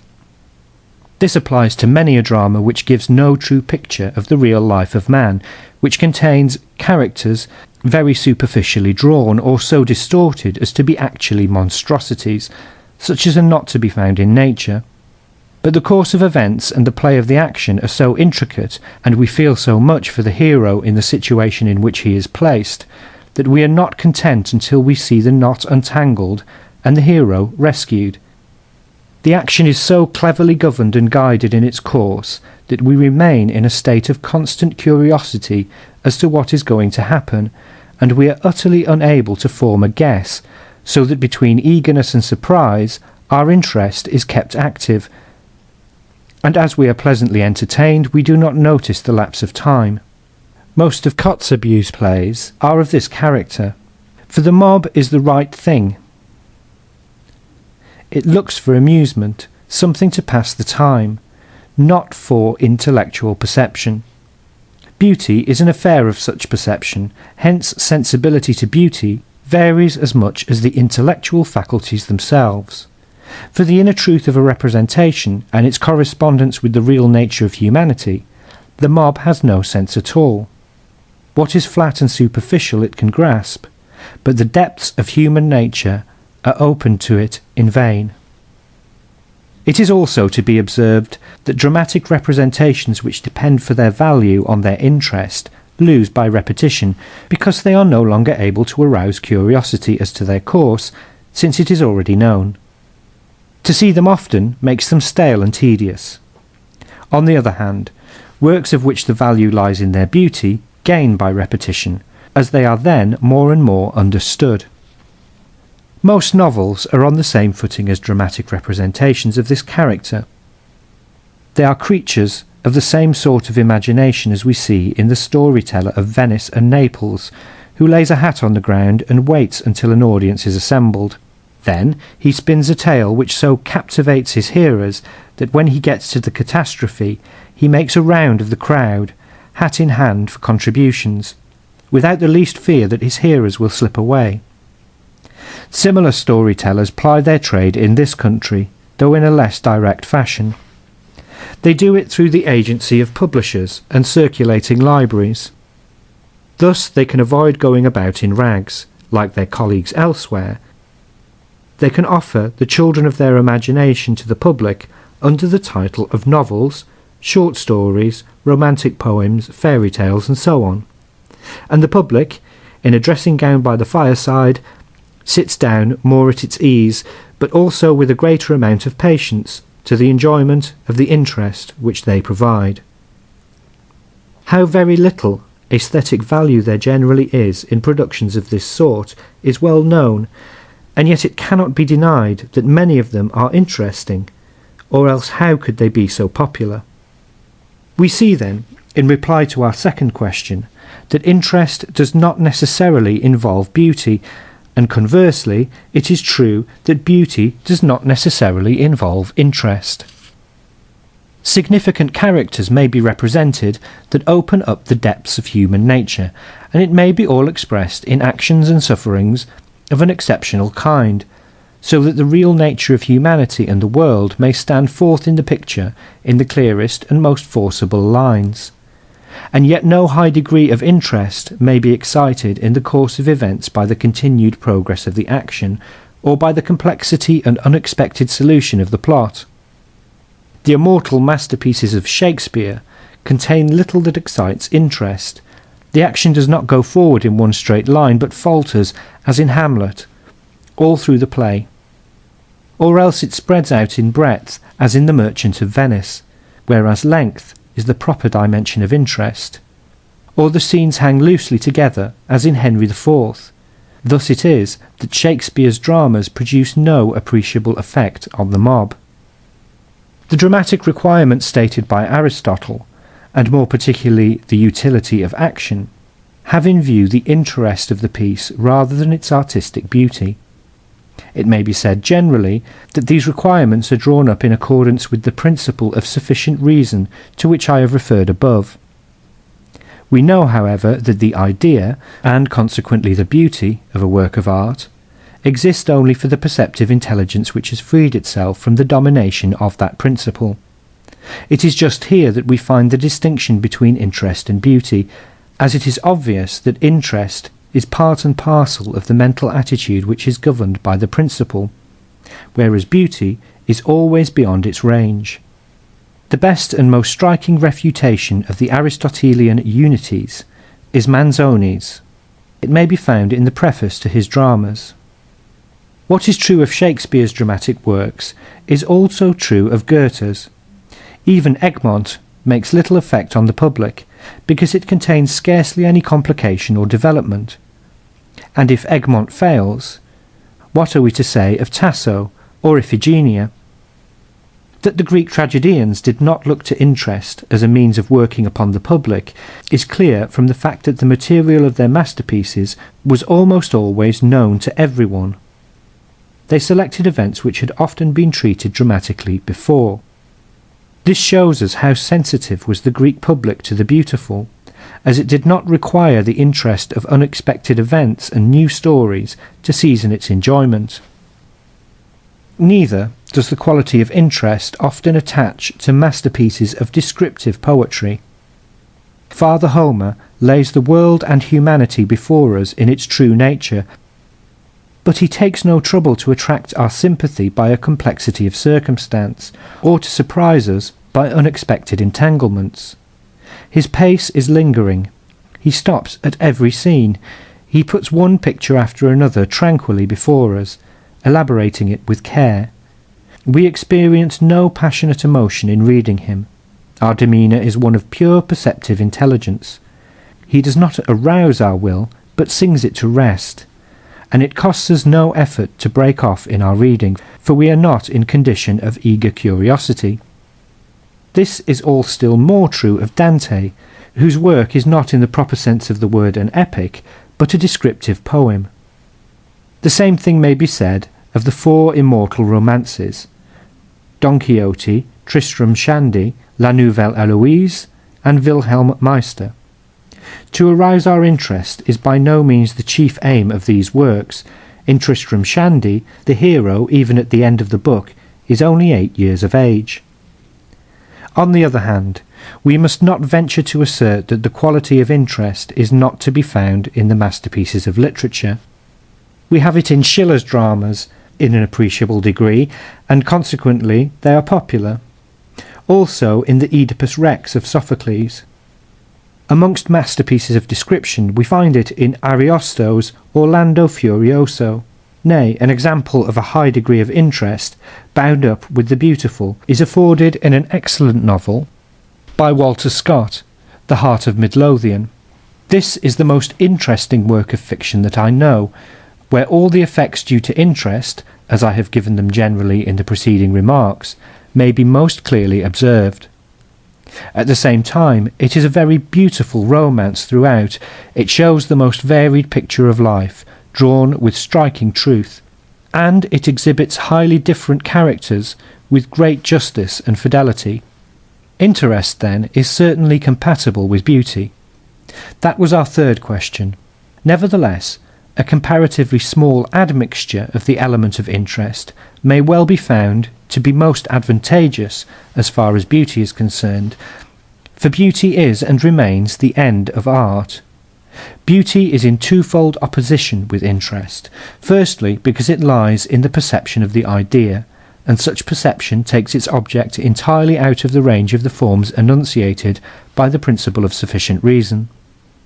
Whereas interest has its sphere mainly in circumstance, and it is out of this principle that the complexity of circumstance arises.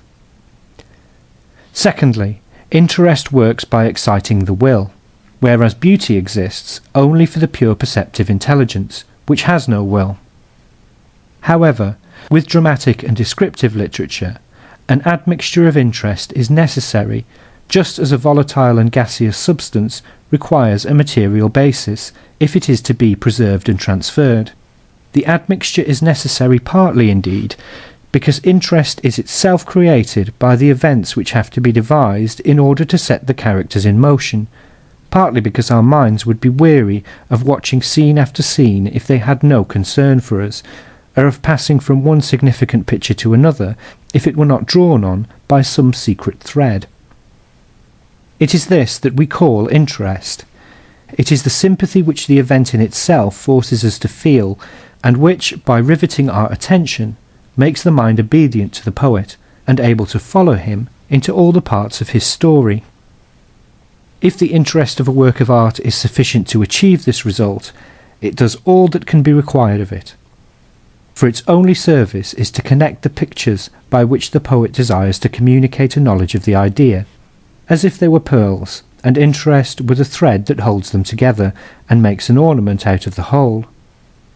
But interest is prejudicial to beauty as soon as it oversteps this limit, and this is the case if we are so led away by the interest of a work that whenever we come to any detailed description in a novel, or any lengthy reflection on the part of a character in a drama, we grow impatient, and want to put spurs to our author, so that we may follow the development of events with greater speed. Epic and dramatic writings, where beauty and interest are both present in a high degree, may be compared to the working of a watch, where interest is the spring which keeps the wheels in motion. If it worked unhindered, the watch would run down in a few minutes. Beauty, holding us in the spell of description and reflection, is like the barrel which checks its movement. Or we may say that interest is the body of a poetic work, and beauty the soul. In the epic and the drama, interest, as a necessary quality of the action, is the matter, and beauty the form that requires the matter in order to be visible. End of section 7. Section 8 of The Art of Controversy by Arthur Schopenhauer. Psychological Observations. In the moment when a great affliction overtakes us, we are hurt to find that the world about us is unconcerned, and goes its own way. As Goethe says in Tasso, how easily it leaves us helpless and alone, and continues its course like the sun and the moon and the other gods. Die Welt wie sie so leicht, uns hilflos, einsam lasst, und ihren Weg, wie Sonn und Mond andere Götter geht. Nay, more, it is something intolerable that even we ourselves have to go on with the mechanical round of our daily business, and that thousands of our own actions are and must be unaffected by the pain that throbs within us. And so, to restore the harmony between our outward doings and our inward feelings, we storm and shout and tear our hair and stamp with pain or rage. Our temperament is so despotic that we are not satisfied unless we draw everything into our own life and force all the world to sympathise with us. The only way of achieving this would be to win the love of others, so that the afflictions which oppress our own hearts might oppress theirs as well.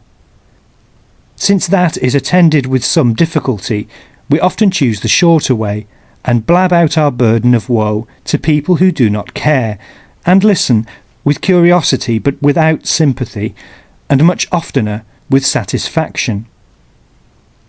Speech and the communication of thought, which in their mutual relations are always attended by a slight impulse on the part of the will, are almost a physical necessity. Sometimes, however, the lower animals entertain me much more than the average man, for in the first place, what can such a man say? It is only conceptions, that is, the driest of ideas, that can be communicated by means of words. And what sort of conceptions has the average man to communicate, if he does not merely tell a story or give a report, neither of which makes conversation?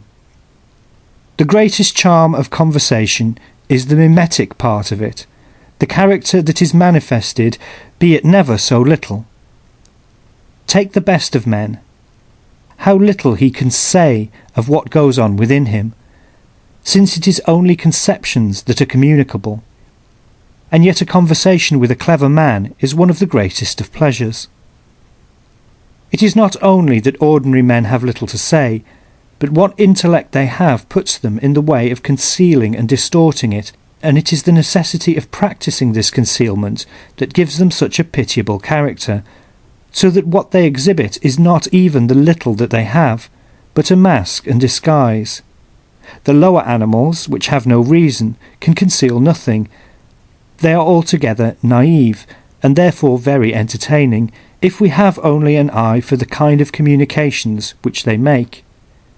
They speak not with words, but with shape and structure, and manner of life, and the things that they set about. They express themselves to an intelligent observer in a very pleasing and entertaining fashion.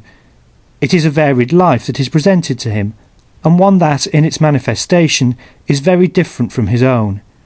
And yet, essentially, it is the same. He sees it in its simplest form, when reflection is excluded. For with the lower animals, life is lived wholly in and for the present moment. It is the present that the animal grasps. It has no care, or at least no conscious care, for the morrow, and no fear of death, and so it is wholly taken up with life and living.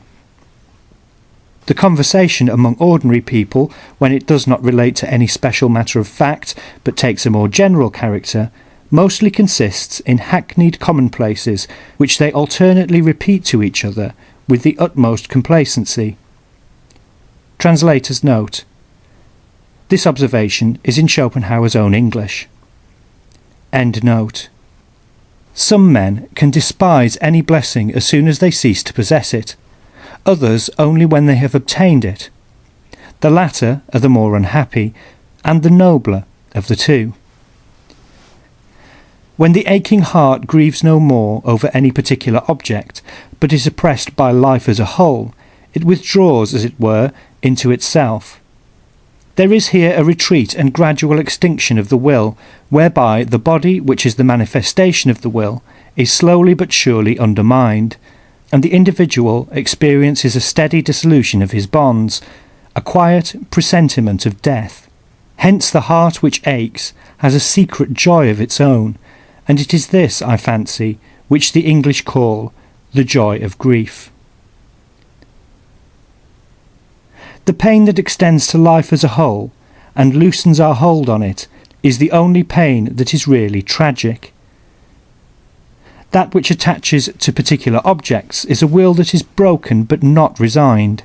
It exhibits the struggle and inner contradictions of the will and of life itself. And it is comic, be it never so violent. It is like the pain of the miser at the loss of his hoard.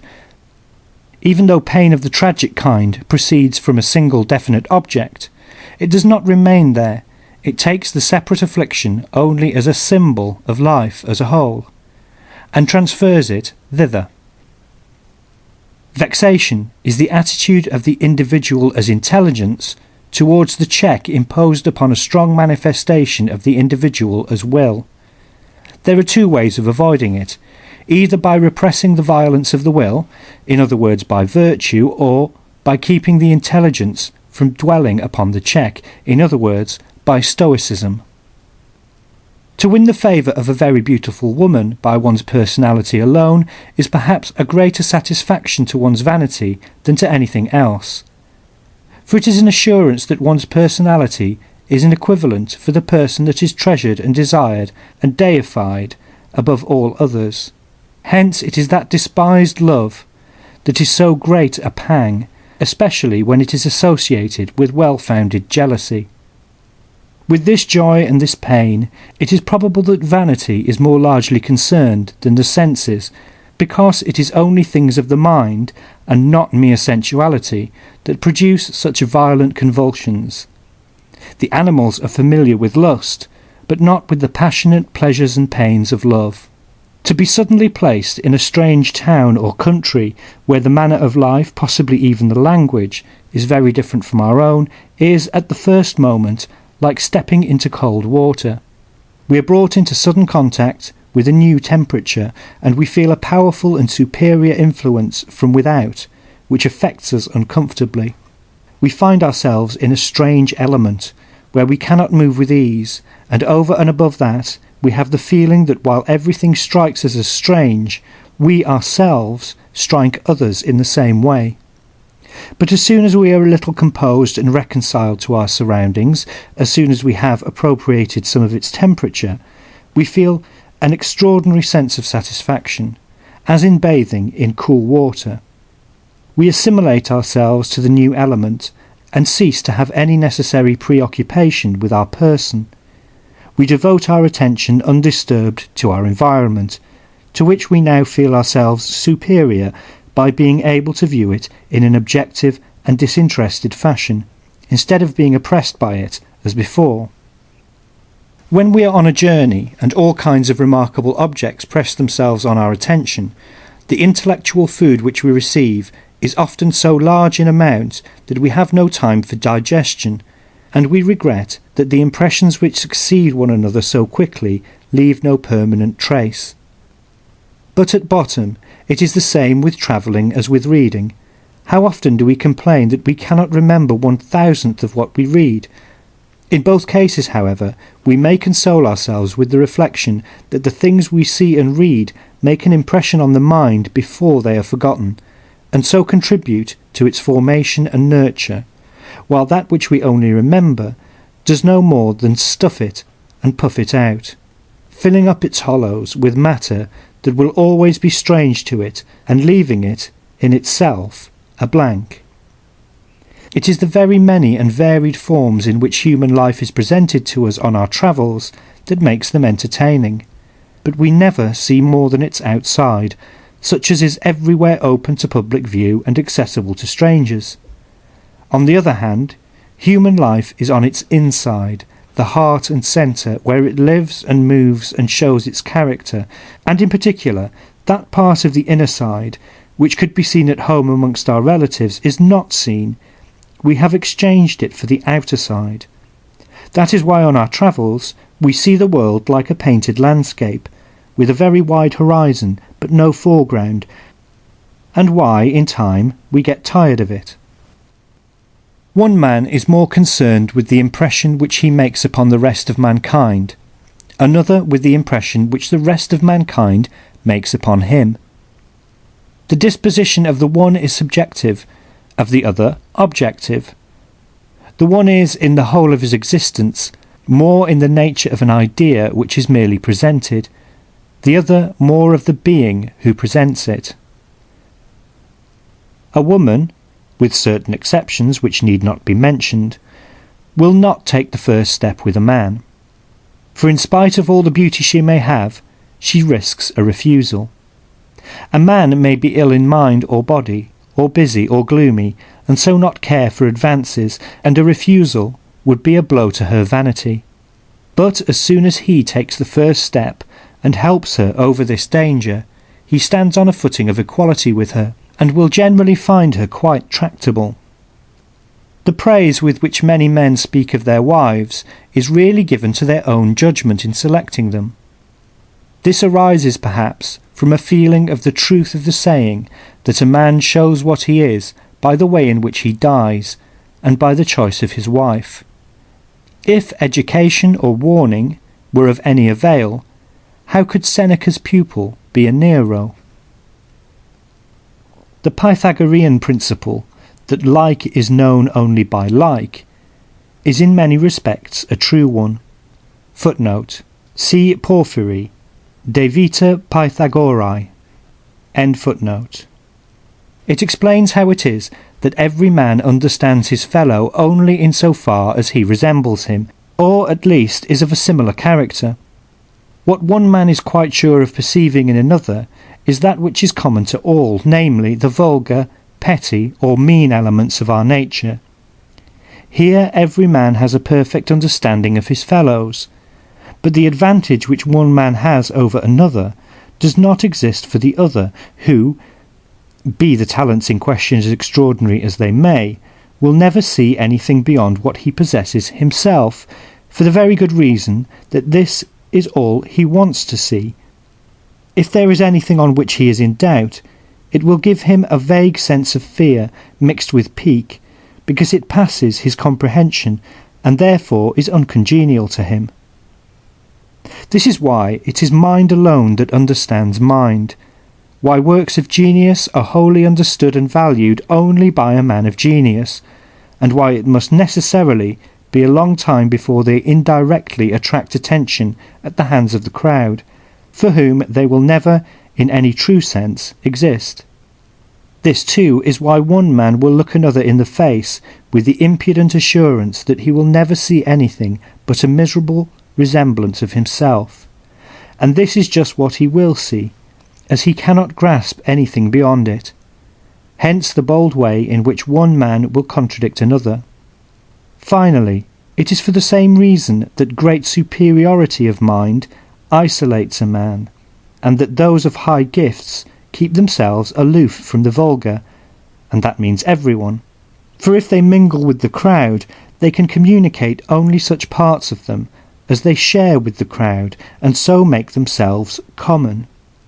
Nay, even though they possess some well-founded and authoritative reputation amongst the crowd, they are not long in losing it, together with any personal weight it may give them, since all are blind to the qualities on which it is based, but have their eyes open to anything that is vulgar and common to themselves. They soon discover the truth of the Arabian proverb, "Joke with a slave, and he'll show you his heels." It also follows that a man of high gifts, in his intercourse with others, must always reflect that the best part of him is out of sight in the clouds, so that if he desires to know accurately how much he can be to anyone else, he has only to consider how much the man in question is to him. This, as a rule, is precious little, and therefore he is uncongenial to the other as the other to him. Goethe says somewhere that man is not without a vein of veneration. To satisfy this impulse to venerate, even in those who have no sense for what is really worthy, substitutes are provided in the shape of princes and princely families, nobles, titles, orders, and money bags. Vague longing and boredom are close akin. When a man is dead, we envy him no more, and we only half envy him when he is old. Misanthropy and love of solitude are convertible ideas. In chess, the object of the game, namely to checkmate one's opponent, is of arbitrary adoption. Of the possible means of attaining it, there is a great number, and according as we make a prudent use of them, we arrive at our goal. We enter on the game of our own choice.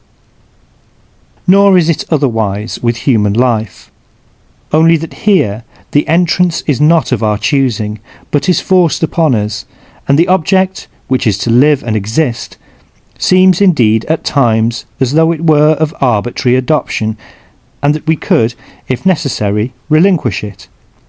Nevertheless, it is, in the strict sense of the word, a natural object, that is to say, we cannot relinquish it without giving up existence itself. If we regard our existence as the work of some arbitrary power outside us, we must indeed admire the cunning by which that creative mind has succeeded in making us place so much value on an object which is only momentary and must of necessity be laid aside very soon, and which we see moreover on reflection to be altogether vanity, in making, I say, this object so dear to us that we eagerly exert all our strength in working at it, although we know that as soon as the game is over, the object will exist for us no longer, and that, on the whole, we cannot say what it is that makes it so attractive. Nay, it seems to be an object as arbitrarily adopted as that of checkmating our opponent's king, and nevertheless we are always intent on the means of attaining it, and think and brood over nothing else. It is clear that the reason of it is that our intellect is only capable of looking outside, and has no power at all of looking within, and since this is so, we have come to the conclusion that we must make the best of it.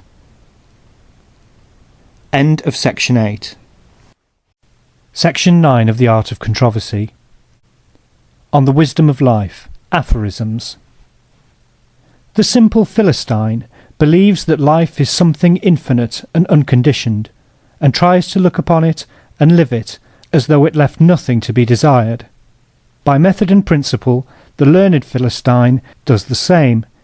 He believes that his methods and his principles are unconditionally perfect and objectively valid, so that as soon as he has found them, he has nothing to do but apply them to circumstances, and then approve or condemn. But happiness and truth are not to be seized in this fashion.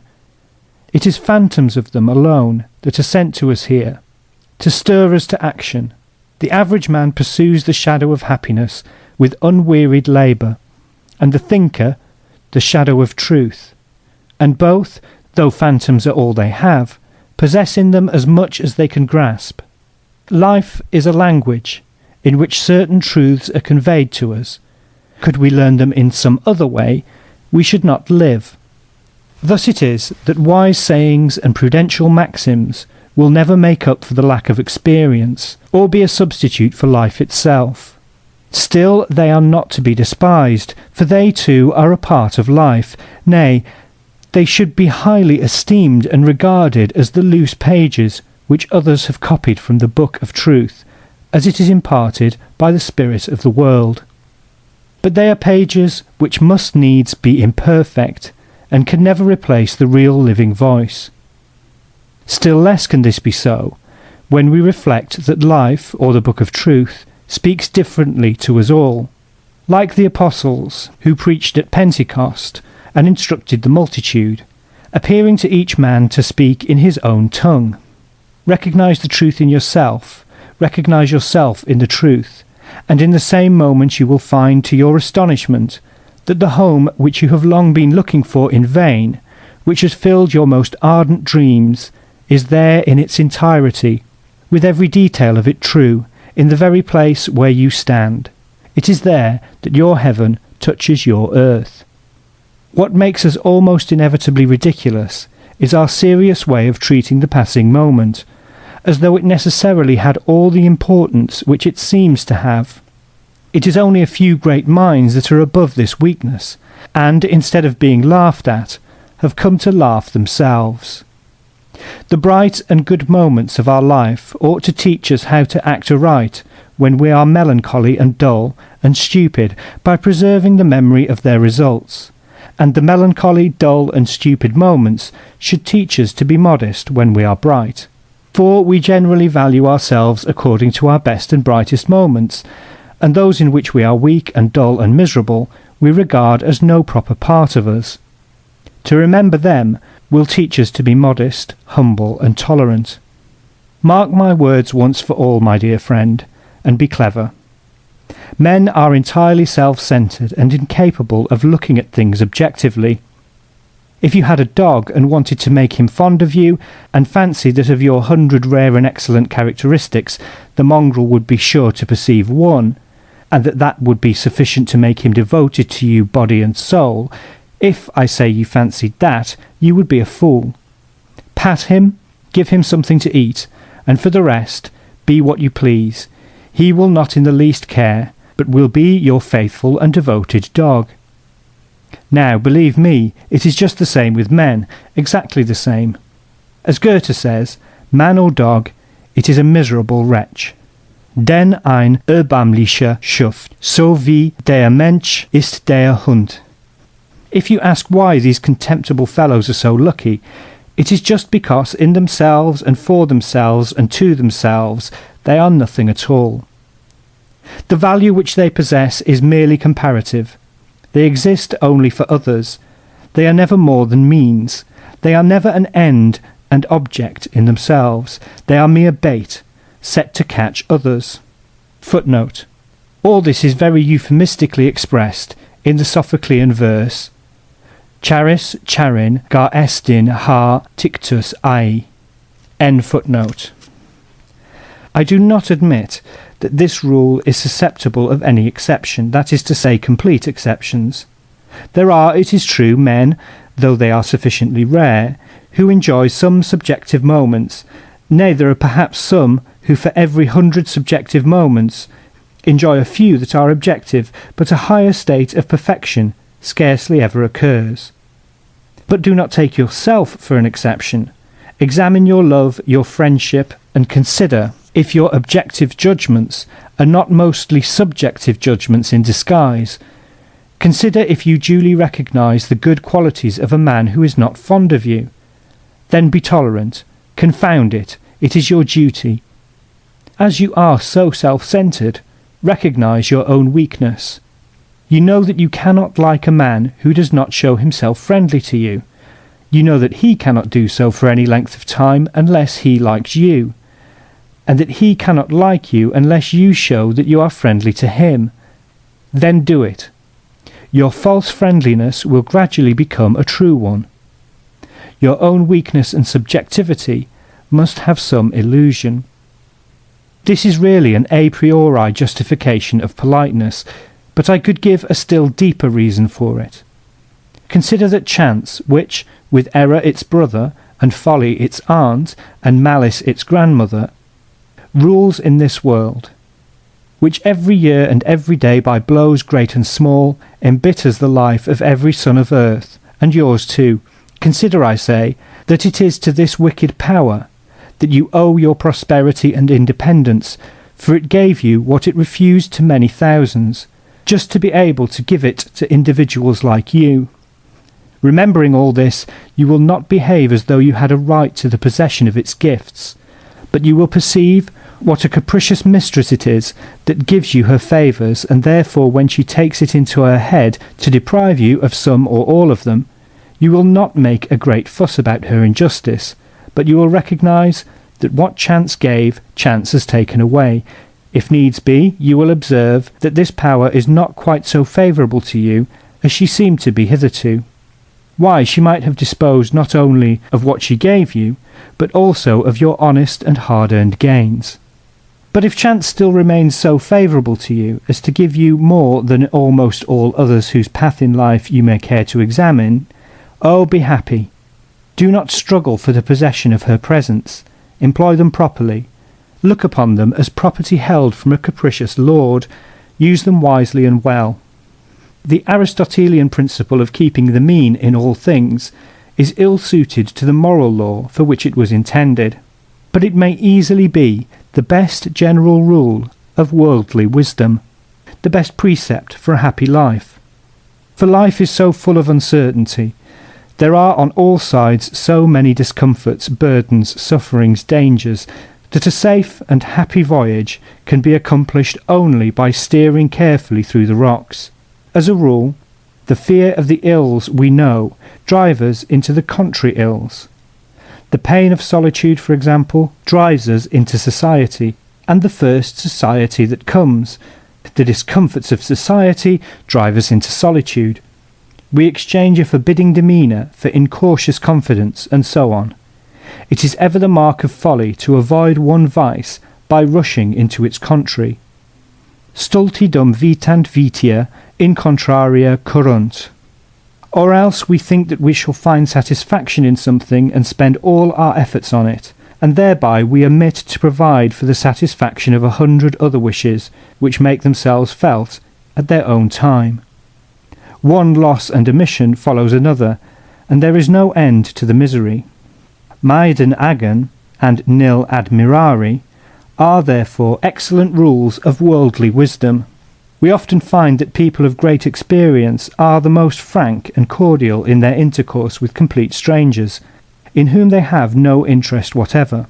The reason of this is that men of experience know that it is almost impossible for people who stand in any sort of mutual relation to be sincere and open with one another, but that there is always more or less of a strain between them due to the fact that they are looking after their own interests, whether immediate or remote. They regret the fact, but they know that it is so. Hence they leave their own people, rush into the arms of a complete stranger, and in happy confidence open their hearts to him. Thus it is that monks and the like, who have given up the world and are strangers to it, are such good people to turn to for advice. It is only by practising mutual restraint and self-denial that we can act and talk with other people, and therefore, if we have to converse at all, it can only be with a feeling of resignation. For if we seek society, it is because we want fresh impressions. These come from without, and are therefore foreign to ourselves. If a man fails to perceive this, and when he seeks the society of others is unwilling to practice resignation, and absolutely refuses to deny himself, nay, demands that others who are altogether different from himself shall nevertheless be just what he wants them to be for the moment, according to the degree of education which he has reached, or according to his intellectual powers or his mood, the man, I say, who does this is in contradiction with himself. For while he wants someone who shall be different from himself, and wants him just because he is different, for the sake of society and fresh influence, he nevertheless demands that this other individual shall precisely resemble the imaginary creature who accords with his mood, and have no thoughts but those which he has himself. Women are very liable to subjectivity of this kind, but men are not free from it either. I observed once to Goethe, in complaining of the illusion and vanity of life, that when a friend is with us, we do not think the same of him as when he is away. He replied, yes, because the absent friend is yourself, and he exists only in your head, whereas the friend who is present has an individuality of his own, and moves according to laws of his own, which cannot always be in accordance with those which you form for yourself. A good supply of resignation is of the first importance in providing for the journey of life. It is a supply which we shall have to extract from disappointed hopes, and the sooner we do it, the better for the rest of the journey. How should a man be content so long as he fails to obtain complete unity in his inmost being? For as long as two voices alternately speak to him, what is right for one must be wrong for the other. Thus he is always complaining. But has any man ever been completely at one with himself? Nay, is not the very thought a contradiction? For that a man shall attain this inner unity is the impossible and inconsistent pretension put forward by almost all philosophers. Footnote: Audacta licet profitiaris, summum bonum esse animi concordian. Seneca. End footnote. For as a man it is natural to him to be at war with himself as long as he lives. While he can be only one thing thoroughly, he has all the disposition to be everything else, and the inalienable possibility of being it. He has made his choice of one thing, and the other possibilities are always open to him and are constantly claiming to be realized, and he has therefore to be continuously keeping them back, and to be overpowering and killing them as long as he wants to be that one thing. For example, if he wants to think only, and not act and do business, the disposition to the latter is not thereby destroyed all at once, but as long as the thinker lives, he has every hour to keep on killing the acting and pushing man that is within him, always battling with himself, as though he were a monster whose head is no sooner struck off than it grows again. In the same way, if he is resolved to be a saint, he must kill himself, so far as he is a being that enjoys and is given over to pleasure. For such he remains as long as he lives. It is not once for all that he must kill himself, he must keep doing it all his life. If he has resolved upon pleasure, whatever be the way in which it is to be obtained, his lifelong struggle is with a being that desires to be pure and free and holy. For the disposition remains, and he has to kill it every hour. And so on in everything, with infinite modifications. It is now one side of him and now the other that conquers. He himself is the battlefield. If one side of him is continually conquering, the other is continually struggling, for its life is bound up with his own, and as a man he is the possibility of many contradictions. How is inner unity even possible under such circumstances? It exists neither in the saint nor in the sinner, or rather, the truth is that no man is wholly one or the other. For it is men that they have to be, that is, luckless beings, fighters and gladiators in the arena of life. To be sure, the best thing he can do is to recognize which part of him smarts the most under defeat, and let it always gain the victory. This he will always be able to do by the use of his reason, which is an ever-present fund of ideas. Let him resolve of his own free will to undergo the pain which the defeat of the other part involves. This is character. For the battle of life cannot be waged free from all pain. It cannot come to an end without bloodshed. And in any case, a man must suffer pain, for he is the conquered as well as the conqueror. Haec est vivendi conditio. The clever man, when he converses, will think less of what he is saying than of the person with whom he is speaking, for then he is sure to say nothing which he will afterwards regret. He is sure not to lay himself open nor to commit an indiscretion, but his conversation will never be particularly interesting. An intellectual man readily does the opposite, and with him the person with whom he converses is often no more than the mere occasion of a monologue, and it often happens that the other then makes up for his subordinate role by lying in wait for the man of intellect and drawing his secrets out of him. Nothing betrays less knowledge of humanity than to support that, if a man has a great many friends, it is a proof of merit and intrinsic value, as though men gave their friendship according to value and merit, as though they were not rather just like dogs, which love the person that pats them and gives them bits of meat, and never trouble themselves about anything else. The man who understands how to pat his fellows best, though they be the nastiest brutes, that's the man who has many friends. It is the converse that is true. Men of great intellectual worth, or still more men of genius, can only have very few friends, for their clear eye soon discovers all defects, and their sense of rectitude is always being outraged afresh by the extent and horror of them. It is only extreme necessity that compels such men not to betray their feelings, or even to stroke the defects as if they were beautiful additions. Personal love, for we are not speaking of the reverence which is gained by authority, cannot be won by a man of genius unless the gods have endowed him with an indestructible cheerfulness of temper, a glance that makes the world look beautiful, or unless he has succeeded by degrees in taking men exactly as they are, that is to say, in making a fool of the fools, as is right and proper. On the heights we must expect to be solitary. Our constant discontent is for the most part rooted in the impulse of self-preservation. This passes into a kind of selfishness, and makes a duty out of the maxim that we should always fix our minds upon what we lack, so that we may endeavour to procure it. Thus it is that we are always intent on finding out what we want, and on thinking of it.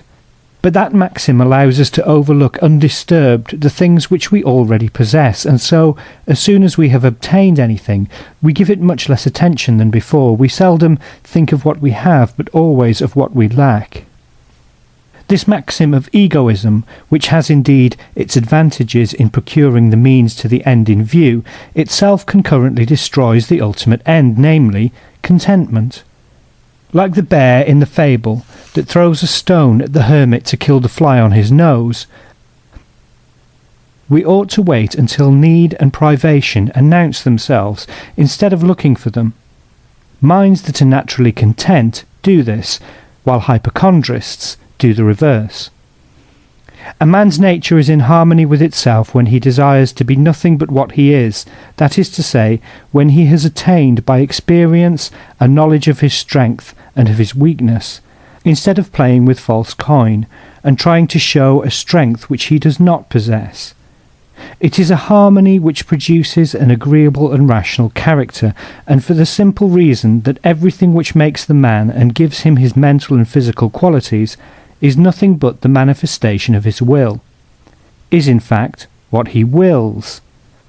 Therefore it is the greatest of all inconsistencies to wish to be other than we are. People of a strange and curious temperament can be happy only under strange circumstances, such as suit their nature, in the same way as ordinary circumstances suit the ordinary man, and such circumstances can arise only if, in some extraordinary way, they happen to meet with strange people of a character different indeed, but still exactly suited to their own. That is why men of rare or strange qualities are seldom happy. All this pleasure is derived from the use and consciousness of power, and the greatest of pains that a man can feel is to perceive that his powers fail just when he wants to use them. Therefore it will be advantageous for every man to discover what powers he possesses and what powers he lacks. Let him, then, develop the powers in which he is preeminent, and make a strong use of them. Let him pursue the path where they will avail him, and even though he has to conquer his inclinations, let him avoid the path where such powers are requisite as he possesses only in a low degree. In this way he will often have a pleasant consciousness of strength, and seldom a painful consciousness of weakness, and it will go well with him. But if he lets himself be drawn into efforts demanding a kind of strength quite different from that in which he is preeminent, he will experience humiliation, and this is perhaps the most painful feeling with which a man can be afflicted. Yet there are two sides to everything. The man who has insufficient self-confidence in a sphere where he has little power, and is never ready to make a venture, will on the one hand not even learn how to use the little power that he has, and on the other, in a sphere in which he would at least be able to achieve something, there will be a complete absence of effort, and consequently of pleasure. This is always hard to bear, for a man can never draw a complete blank in any department of human welfare without feeling some pain.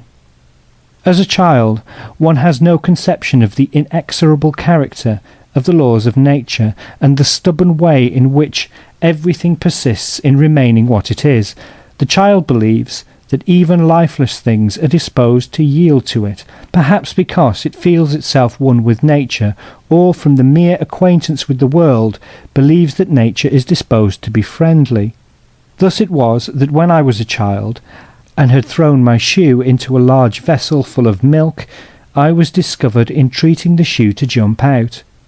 Nor is a child on its guard against animals until it learns that they are ill-natured and spiteful. But not before we have gained mature experience do we recognize that human character is unalterable, that no entreaty or representation or example or benefit will bring a man to give up his ways, but that, on the contrary, every man is compelled to follow his own mode of acting and thinking, with the necessity of a law of nature, and that, however we take him, he always remains the same. It is only after we have obtained a clear and profound knowledge of this fact that we give up trying to persuade people or to alter them and bring them round to our way of thinking. We try to accommodate ourselves to theirs instead, so far as they are indispensable to us, and to keep away from them so far as we cannot possibly agree. Ultimately, we come to perceive that even in matters of mere intellect, although its laws are the same for all, and the subject as opposed to the object of thought does not really enter into individuality, there is nevertheless no certainty that the whole truth of any matter can be communicated to anyone, or that anyone can be persuaded or compelled to assent to it, because, as Bacon says, intellectus humanus luminis sici non est. The light of human intellect is coloured by interest and passion. It is just because all happiness is of a negative character that, when we succeed in being perfectly at our ease, we are not properly conscious of it.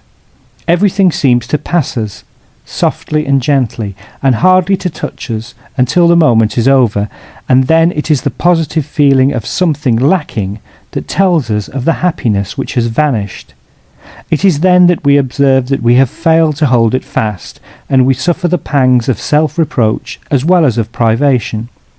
Every happiness that a man enjoys, and almost every friendship that he cherishes, rest upon illusion. For as a rule, with increase of knowledge, they are bound to vanish. Nevertheless, here as everywhere, a man should courageously pursue truth, and never weary of striving to settle accounts with himself and the world. No matter what happens to the right or to the left of him, be it a chimera or fancy that makes him happy, let him take heart and go on, with no fear of the desert which widens to his view. Of one thing only must he be quite certain, that under no circumstances will he discover any lack of worth in himself when the veil is raised. The sight of it would be the gorgon that would kill him. Therefore, if he wants to remain undeceived, let him in his inmost being feel his own worth. For to feel the lack of it is not merely the greatest, but also the only true affliction. All other sufferings of the mind may not only be healed, but may be immediately relieved by the secure consciousness of worth. The man who is assured of it can sit down quietly under sufferings that would otherwise bring him to despair, and though he has no pleasures, no joys, and no friends, he can rest in and on himself, so powerful is the comfort to be derived from a vivid consciousness of this advantage, a comfort to be preferred to every other earthly blessing. Contrarily, nothing in the world can relieve a man who knows his own worthlessness. All that he can do is to conceal it by deceiving people or deafening them with his noise, but neither expedient will serve him very long. We must always try to preserve large views. If we are arrested by details, we shall get confused and see things awry. The success or the failures of the moment, and the impression that they make, should count for nothing. Translator's note. Schopenhauer, for some reason that is not apparent, wrote this remark in French. End note. How difficult it is to learn to understand oneself and clearly to recognize what it is that one wants before anything else. What it is, therefore, that is most immediately necessary to our happiness, then what comes next, and what takes the third and the fourth place, and so on. Yet without this knowledge our life is planless, like a captain without a compass. The sublime melancholy which leads us to cherish a lively conviction of the worthlessness of everything, of all pleasures, and of all mankind, and therefore to long for nothing, but to feel that life is merely a burden which must be borne to an end that cannot be very distant, is a much happier state of mind than any condition of desire, which, be it never so cheerful, would have us place a value on the illusions of the world and strive to attain them. This is a fact which we learn from experience, and it is clear a priori that one of these is a condition of illusion and the other of knowledge. Whether it is better to marry or not to marry is a question which in very many cases amounts to this: are the cares of love more endurable than the anxieties of a livelihood? Marriage is a trap which nature sets for us. Translator's note, also in French, end note. Poets and philosophers who are married men incur by that very fact the suspicion that they are looking to their own welfare and not to the interests of science and art. Habit is everything, hence to be calm and unruffled is merely to anticipate a habit, and it is a great advantage not to need to form it. Quote, "Personality is the element of the greatest happiness," end quote. Since pain and boredom are the two chief enemies of human happiness, nature has provided our personality with a protection against both. We can ward off pain, which is more often of the mind than of the body, by cheerfulness, and boredom by intelligence. But neither of these is akin to the other, nay, in any high degree they are perhaps incompatible. As Aristotle remarks, genius is allied to melancholy, and people of very cheerful disposition are only intelligent on the surface. The better, therefore, anyone is, by nature, armed against one of these evils, the worse, as a rule, is he armed against the other. There is no human life that is free from pain and boredom, and it is a special favour on the part of fate if a man is chiefly exposed to the evil against which nature has armed him the better, if fate, that is, sends a great deal of pain where there is a very cheerful temper in which to bear it, and much leisure where there is much intelligence, but not vice versa. For if a man is intelligent, he feels pain doubly or trebly, and a cheerful but unintellectual temper finds solitude and unoccupied leisure altogether unendurable. In the sphere of thought, absurdity and perversity remain the masters of this world, and their dominion is suspended only for brief periods. Nor is it otherwise in art, for their genuine work, seldom found and still more seldom appreciated, is again and again driven out by dullness, insipidity, and affectation. It is just the same in the sphere of action. Most men, says Bias, are bad. Virtue is a stranger in this world, and boundless egoism, cunning, and malice are always the order of the day. It is wrong to deceive the young on this point, for it will only make them feel later on that their teachers were the first to deceive them. If the object is to render the pupil a better man by telling him that others are excellent, it fails, and it would be more to the purpose to say, "Most men are bad, it is for you to be better." In this way he would at least be sent out into the world armed with a shrewd foresight, instead of having to be convinced by bitter experience that his teachers were wrong. All ignorance is dangerous, and most errors must be dearly paid, and good luck must he have that carries unchastised an error in his head unto his death. Translator's note. This again is in Schopenhauer's own English. End note.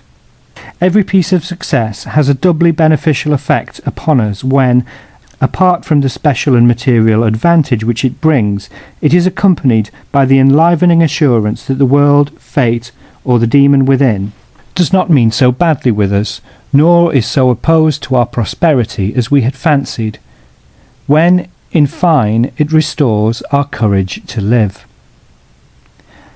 Similarly, every misfortune or defeat has, in the contrary sense, an effect that is doubly depressing.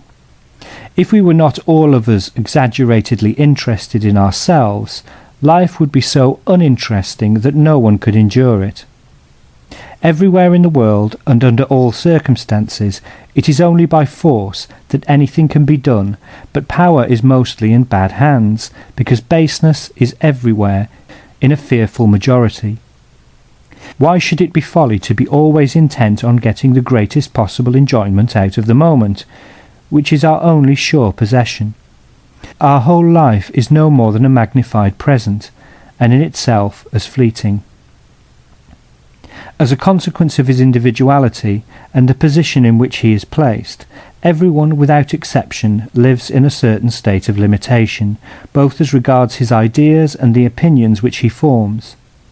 Another man is also limited, though not in the same way, but should he succeed in comprehending the other's limitation, he can confuse and abash him, and put him to shame by making him feel what his limitation is, even though the other be far and away his superior. Shrewd people often employ this circumstance to obtain a false and momentary advantage. The only genuine superiority is that of the mind and character. All other kinds are fictitious, affected, false, and it is good to make them feel that it is so when they try to show off before the superiority that is true. Translator's note. In the original, this also is in French. End note. All the world's a stage, and all the men and women merely players. Exactly.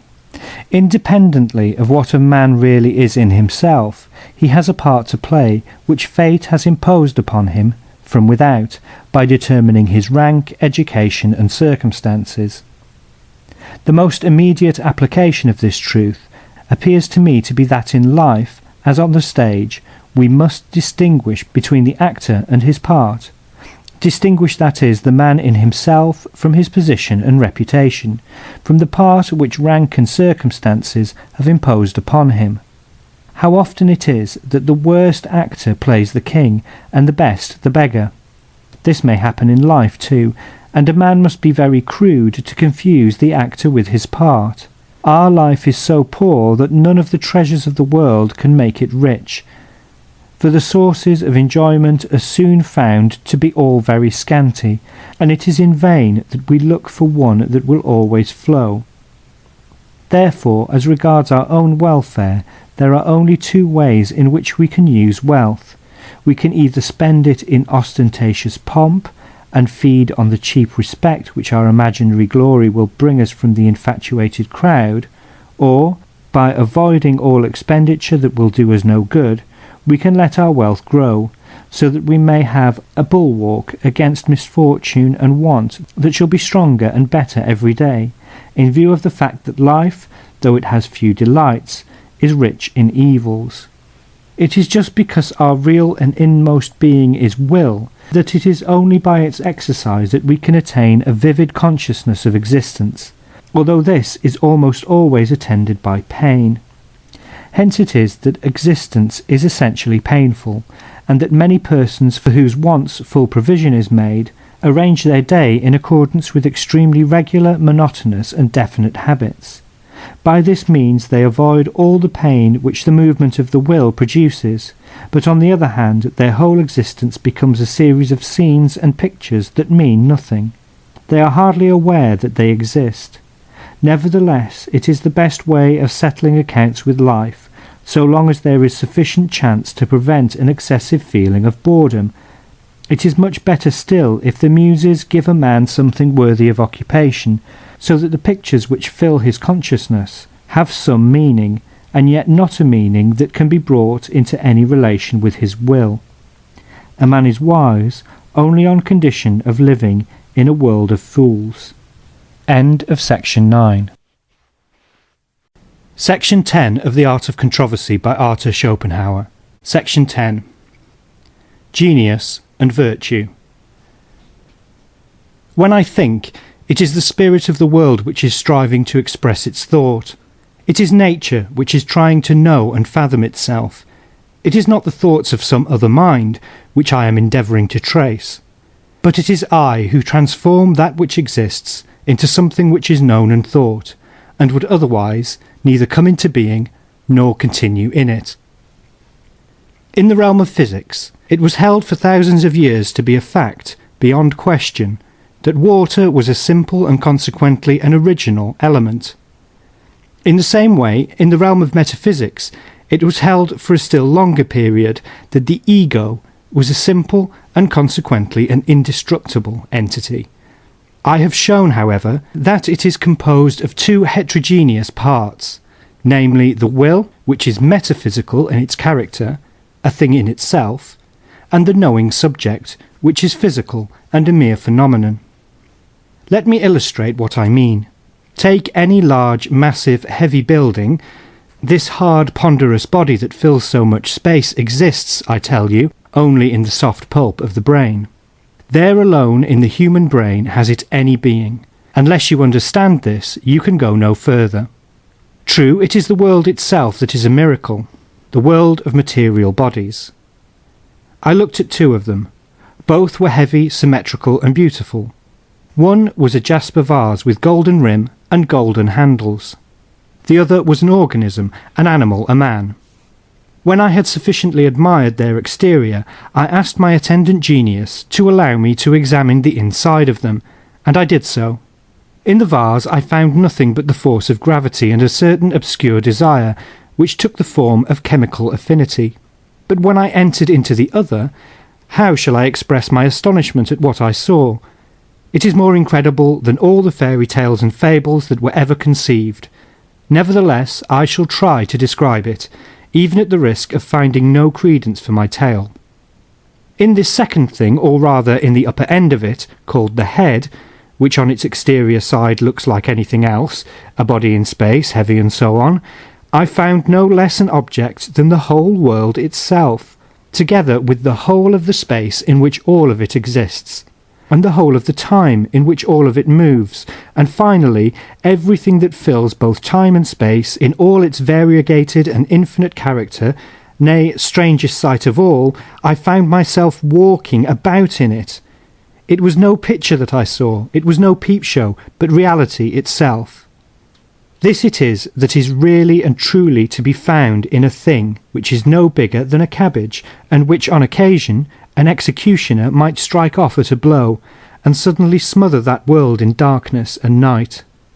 The world, I say, would vanish, did not heads grow like mushrooms, and were there not always plenty of them ready to snatch it up as it is sinking down into nothing, and keep it going like a ball. This world is an idea which they all have in common, and they express the community of their thought by the word objectivity. In the face of this vision, I felt as if I were Arjuna when Krishna appeared to him in his true majesty, with his 100,000 arms and eyes and mouths. When I see a wide landscape and realize that it arises by the operation of the functions of my brain, that it is to say of time, space, and causality, on certain spots which have gathered on my retina, I feel that I carry it within me. I have an extraordinarily clear consciousness of the identity of my own being with that of the external world. Nothing provides so vivid an illustration of this identity as a dream. For in a dream other people appear to be totally distinct from us, and to possess the most perfect objectivity, and a nature which is quite different from ours, and which often puzzles, surprises, astonishes, or terrifies us, and yet it is all our own self. It is even so with the will, which sustains the whole of the external world and gives it life. It is the same will that is in ourselves, and it is there alone that we are immediately conscious of it. But it is the intellect, in ourselves and in others, which makes all these miracles possible, for it is the intellect which everywhere divides actual being into subject and object. It is a hall of phantasmagorical mystery, inexpressibly marvellous, incomparably magical.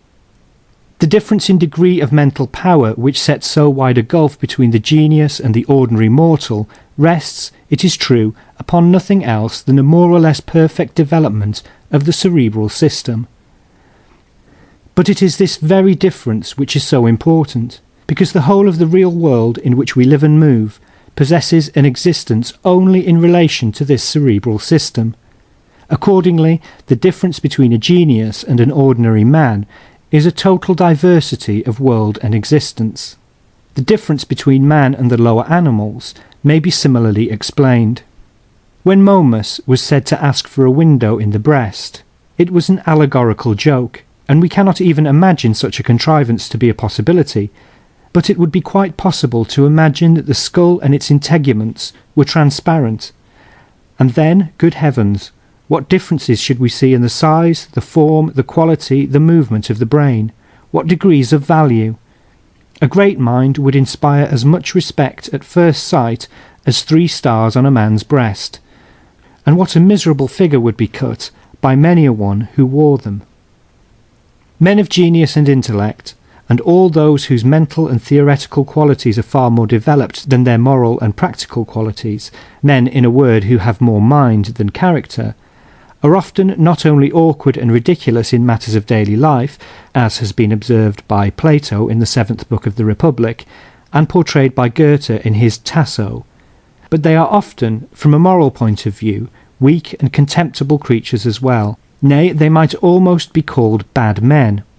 Of this, Rousseau has given us genuine examples. Nevertheless, that better consciousness, which is the source of all virtue, is often stronger in them than in many of those whose actions are nobler than their thoughts. Nay, it may be said that those who think nobly have a better acquaintance with virtue, while the others make a better practice of it. Full of zeal for the good and for the beautiful, they would fain fly up to heaven in a straight line, but the grosser elements of this earth oppose their flight, and they sink back again. They are like born artists who have no knowledge of technique, or find that the marble is too hard for their fingers. Many a man who has much less enthusiasm for the good and a far shallower acquaintance with its depths makes a better thing of it in practice. He looks down upon the noble thinkers with contempt, and he has a right to do it. Nevertheless, he does not understand them, and they despise him in their turn, and not unjustly. They are to blame, for every living man has, by the fact of his living, signed the conditions of life. But they are still more to be pitied. They achieve their redemption not on the way of virtue, but on a path of their own, and they are saved not by works, but by faith. Men of no genius whatever cannot bear solitude. They take no pleasure in the contemplation of nature and the world. This arises from the fact that they never lose sight of their own will, and therefore they see nothing of the objects of the world, but the bearing of such objects upon their will and person. With objects which have no such bearing, there sounds within them a constant note, "It is nothing to me," which is the fundamental base in all their music. Thus all things seem to them to wear a bleak, gloomy, strange, hostile aspect. It is only for their will that they seem to have any perceptive faculties at all, and it is in fact only a moral and not a theoretical tendency, only a moral and not an intellectual value that their life possesses. The lower animals bend their heads to the ground, because all that they want to see is what touches their welfare, and they can never come to contemplate things from a really objective point of view. It is very seldom that unintellectual men make a true use of their erect position, and then it is only when they are moved by some intellectual influence outside them. The man of intellect or genius, on the other hand, has more of the character of the eternal subject that knows than of the finite subject that wills. His knowledge is not quite engrossed and captivated by his will, but passes beyond it. He is the son, not of the bondwoman, but of the free. It is not only a moral but also a theoretical tendency that is evidenced in his life. Nay, it might perhaps be said that to a certain extent he is beyond morality. Of great villainy he is totally incapable, and his conscience is less oppressed by ordinary sin than the conscience of the ordinary man, because life, as it were, is a game, and he sees through it. The relation between genius and virtue is determined by the following considerations. Vice is an impulse of the will so violent in its demands that it affirms its own life by denying the life of others. The only kind of knowledge that is useful to the will is the knowledge that a given effect is produced by a certain cause. Genius itself is a kind of knowledge, namely of ideas, and it is a knowledge which is unconcerned with any principle of causation. The man who is devoted to knowledge of this character is not employed in the business of the will. Nay, every man who is devoted to the purely objective contemplation of the world, and it is this that is meant by the knowledge of ideas, completely loses sight of his will and its objects, and pays no further regard to the interests of his own person, but becomes a pure intelligence, free of any admixture of will. Where then devotion to the intellect predominates over concern for the will and its objects, it shows that the man's will is not the principal element in his being, but that in proportion to his intelligence it is weak. Violent desire, which is the root of all vice, never allows a man to arrive at the pure and disinterested contemplation of the world, free from any relation to the will, such as constitutes the quality of genius. But here the intelligence remains the constant slave of the will. Since genius consists in the perception of ideas, and men of genius contemplate their object, it may be said that it is only the eye which is any real evidence of genius, for the contemplative gaze has something steady and vivid about it, and with the eye of genius it is often the case, as with Goethe, that the white membrane over the pupil is visible. With violent, passionate men, the same thing may also happen, but it arises from a different cause, and may be easily distinguished by the fact that the eyes roll. Men of no genius at all have no interest in the idea expressed by an object, but only in the relations in which that object stands to others, and finally to their own person. Thus it is that they never indulge in contemplation, or are soon done with it, and rarely fix their eyes long upon an object, and so their eyes do not wear the mark of genius, which I have described. Nay, the regular Philistine does the direct opposite of contemplating. He spies. If he looks at anything, it is to pry into it, as may be specially observed when he screws up his eyes, which he frequently does, in order to see the clearer. Certainly, no real man of genius ever does this, at least habitually, even though he is short-sighted. What I have said will sufficiently illustrate the conflict between genius and vice. It may be, however, nay, it is often the case, that genius is attended by a strong will, and as little as men of genius were ever consummate rascals, were they ever perhaps perfect saints either. Let me explain. Virtue is not exactly a positive weakness of the will, it is rather an intentional restraint imposed upon its violence, through a knowledge of it in its inmost being as manifested in the world. This knowledge of the world, the inmost being of which is communicable only in ideas, is common both to the genius and to the saint. The distinction between the two is that the genius reveals his knowledge by rendering it in some form of his own choice, and the product is art. For this, the saint as such possesses no direct faculty. He makes an immediate application of his knowledge to his own will, which is thus led into a denial of the world. With the saint, knowledge is only a means to an end, whereas the genius remains at the stage of knowledge, and has his pleasure in it, and reveals it by rendering what he knows in his art. In the hierarchy of physical organization, strength of will is attended by a corresponding growth in the intelligent faculties. A high degree of knowledge, such as exists in the genius, presupposes a powerful will, though at the same time a will that is subordinate to the intellect. In other words, both the intellect and the will are strong, but the intellect is the stronger of the two. Unless, as happens in the case of the saint, the intellect is at once applied to the will, or, as in the case of the artist, it finds its pleasure in a reproduction of itself, the will remains untamed.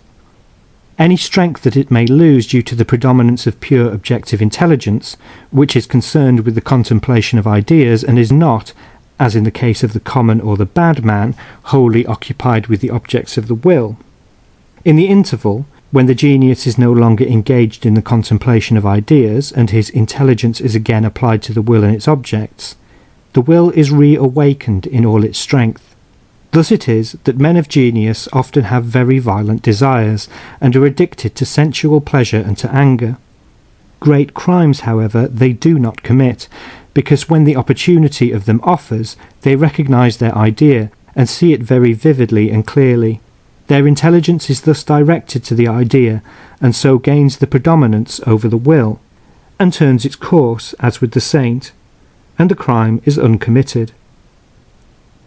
The genius, then, always participates to some degree in the characteristics of the saint, as he is a man of the same qualification, and contrarily, the saint always participates to some degree in the characteristics of the genius. The good-natured character, which is common, is to be distinguished from the saintly by the fact that it consists in a weakness of will, with a somewhat less marked weakness of intellect. A lower degree of the knowledge of the world as revealed in ideas here suffices to check and control a will that is weak in itself. Genius and sanctity are far removed from good nature, which is essentially weak in all its manifestations. Apart from all that I have said, so much at least is clear. What appears under the forms of time, space, and causality and vanishes again, and in reality is nothing, and reveals its nothingness by death, this vicious and fatal appearance is the will.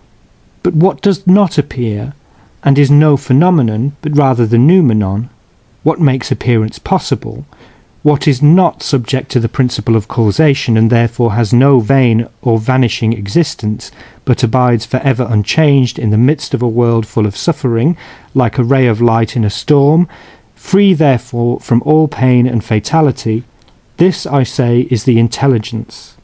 The man who is more intelligence than will is thereby delivered, in respect of the greatest part of him, from nothingness and death, and such a man is in his nature a genius. By the very fact that he lives and works, the man who is endowed with genius makes an entire sacrifice of himself in the interests of everyone. Accordingly, he is free from the obligation to make a particular sacrifice for individuals, and thus he can refuse many demands which others are rightly required to meet. He suffers and achieves more than all the others. The spring which moves the genius to elaborate his works is not fame, for that is too uncertain a quality, and when it is seen at close quarters, of little worth. No amount of fame will make up for the labour of attaining it. Nulla est fama tuum par equiparare laborum. Nor is it the delight that a man has in his work, for that too is outweighed by the effort which he has to make. It is rather an instinct sui generis, in virtue of which the genius is driven to express what he sees and feels in some permanent shape, without being conscious of any further motive. It is manifest that in so far as it leads an individual to sacrifice himself for his species, and to live more in the species than in himself, this impulse is possessed of a certain resemblance with such modifications of the sexual impulse as are peculiar to man. The modifications to which I refer are those that confine this impulse to certain individuals of the other sex, whereby the interests of the species are attained. The individuals who are actively affected by this impulse may be said to sacrifice themselves for the species, by their passion for each other, and the disadvantaged conditions thereby imposed upon them. In a word, by the institution of marriage. They may be said to be serving the interests of the species rather than the interests of the individual.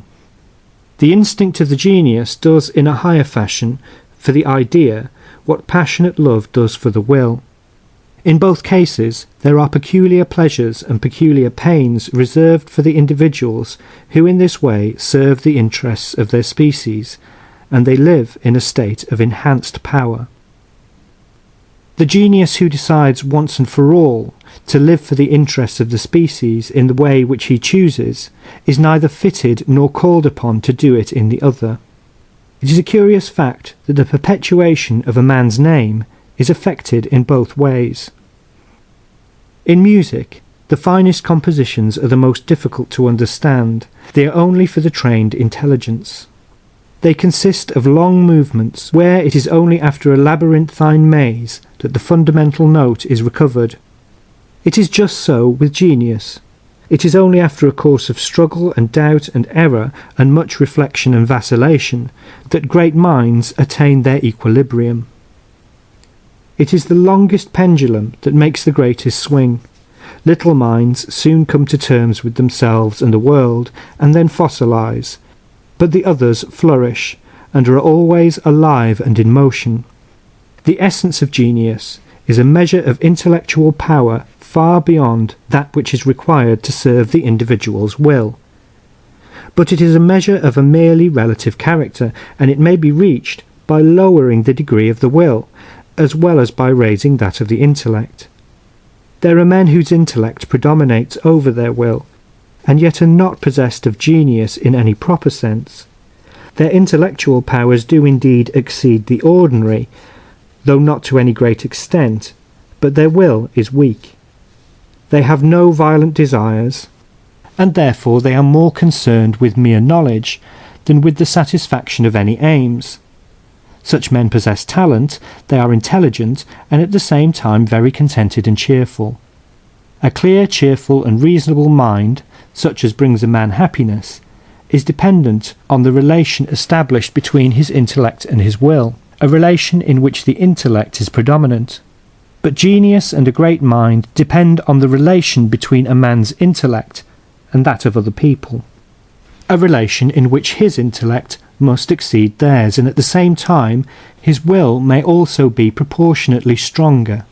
That is the reason why genius and happiness need not necessarily exist together. When the individual is distraught by cares or pleasantry, or tortured by the violence of his wishes and desires, the genius in him is enchained and cannot move. It is only when care and desire are silent that the air is free enough for a genius to live in it. It is then that the bonds of matter are cast aside, and the pure spirit, the pure knowing spirit, remains. Hence, if a man has any genius, let him guard himself from pain, keep care at a distance, and limit his desires, but those of them which he cannot suppress, let him satisfy to the full. This is the only way in which he will make the best use of his rare existence, to his own pleasure and the world's profit. To fight with need and care or desires, the satisfaction of which is refused and forbidden, is good enough work for those who, were they free of, would have to fight with boredom, and so take to bad practices, but not for the man whose time, if well used, will bear fruit for centuries to come. As Diderot says, he is not merely a moral being. Mechanical laws do not apply in the sphere of chemistry, nor do chemical laws in the sphere in which organic life is kindled. In the same way, the rules which avail for ordinary men will not do for the exceptions, nor will their pleasures either. It is a persistent, uninterrupted activity that constitutes the superior mind. The object to which this activity is directed is a matter of subordinate importance. It has no essential bearing on the superiority in question, but only on the individual who possesses it. All that education can do is to determine the direction which this activity shall take, and that is the reason why a man's nature is so much more important than his education. For education is to natural faculty what a wax nose is to the real one, or what the moon and the planets are to the sun. In virtue of his education, a man says not what he thinks himself, but what others have thought, and he has learned as a matter of training, and what he does is not what he wants, but what he has been accustomed to. The lower animals perform many intelligent functions much better than man, for instance, the finding of their way back to the place from which they came, the recognition of individuals, and so on. In the same way, there are many occasions in real life to which the genius is incomparably less equal and fitted than the ordinary man, nay, more. Just as animals never commit a folly in the strict sense of the word, so the average man is not exposed to folly in the same degree as the genius. The average man is wholly relegated to the sphere of being. The genius, on the other hand, lives and moves chiefly in the sphere of knowledge. This gives rise to a twofold distinction. In the first place, a man can be one thing only, but he may know countless things, and thereby to some extent identify himself with them, by participating in what Spinoza calls their esse objectivum. In the second place, the world, as I have elsewhere observed, is fine enough in appearance, but in reality dreadful, for torment is the condition of all life. It follows from the first of these distinctions that the life of the average man is essentially one of the greatest boredom, and thus we see the rich warring against boredom with as much effort and as little respite as fall to the poor in their struggle with need and adversity. And from the second of them, it follows that the life of the average man is overspread with a dull, turbid, uniform gravity, whilst the brow of genius glows with mirth of a unique character, which, although he has sorrows of his own more poignant than those of the average man, nevertheless breaks out afresh, like the sun through clouds. It is when the genius is overtaken by an affliction which affects others as well as himself, that this quality in him is most in evidence, for then he is seen to be like man, who alone can laugh, in comparison with the beast of the field, which lives out its life grave and dull. It is the curse of the genius that in the same measure in which others think him great and worthy of admiration, he thinks them small and miserable creatures. His whole life he has to suppress this opinion, and, as a rule, they suppress theirs as well. Meanwhile, he is condemned to live in a bleak world, where he meets no equal, as it were an island where there are no inhabitants but monkeys and parrots. Moreover, he is always troubled by the illusion that from a distance a monkey looks like a man. Vulgar people take a huge delight in the faults and follies of great men, and great men are equally annoyed at being thus reminded of their kinship with them.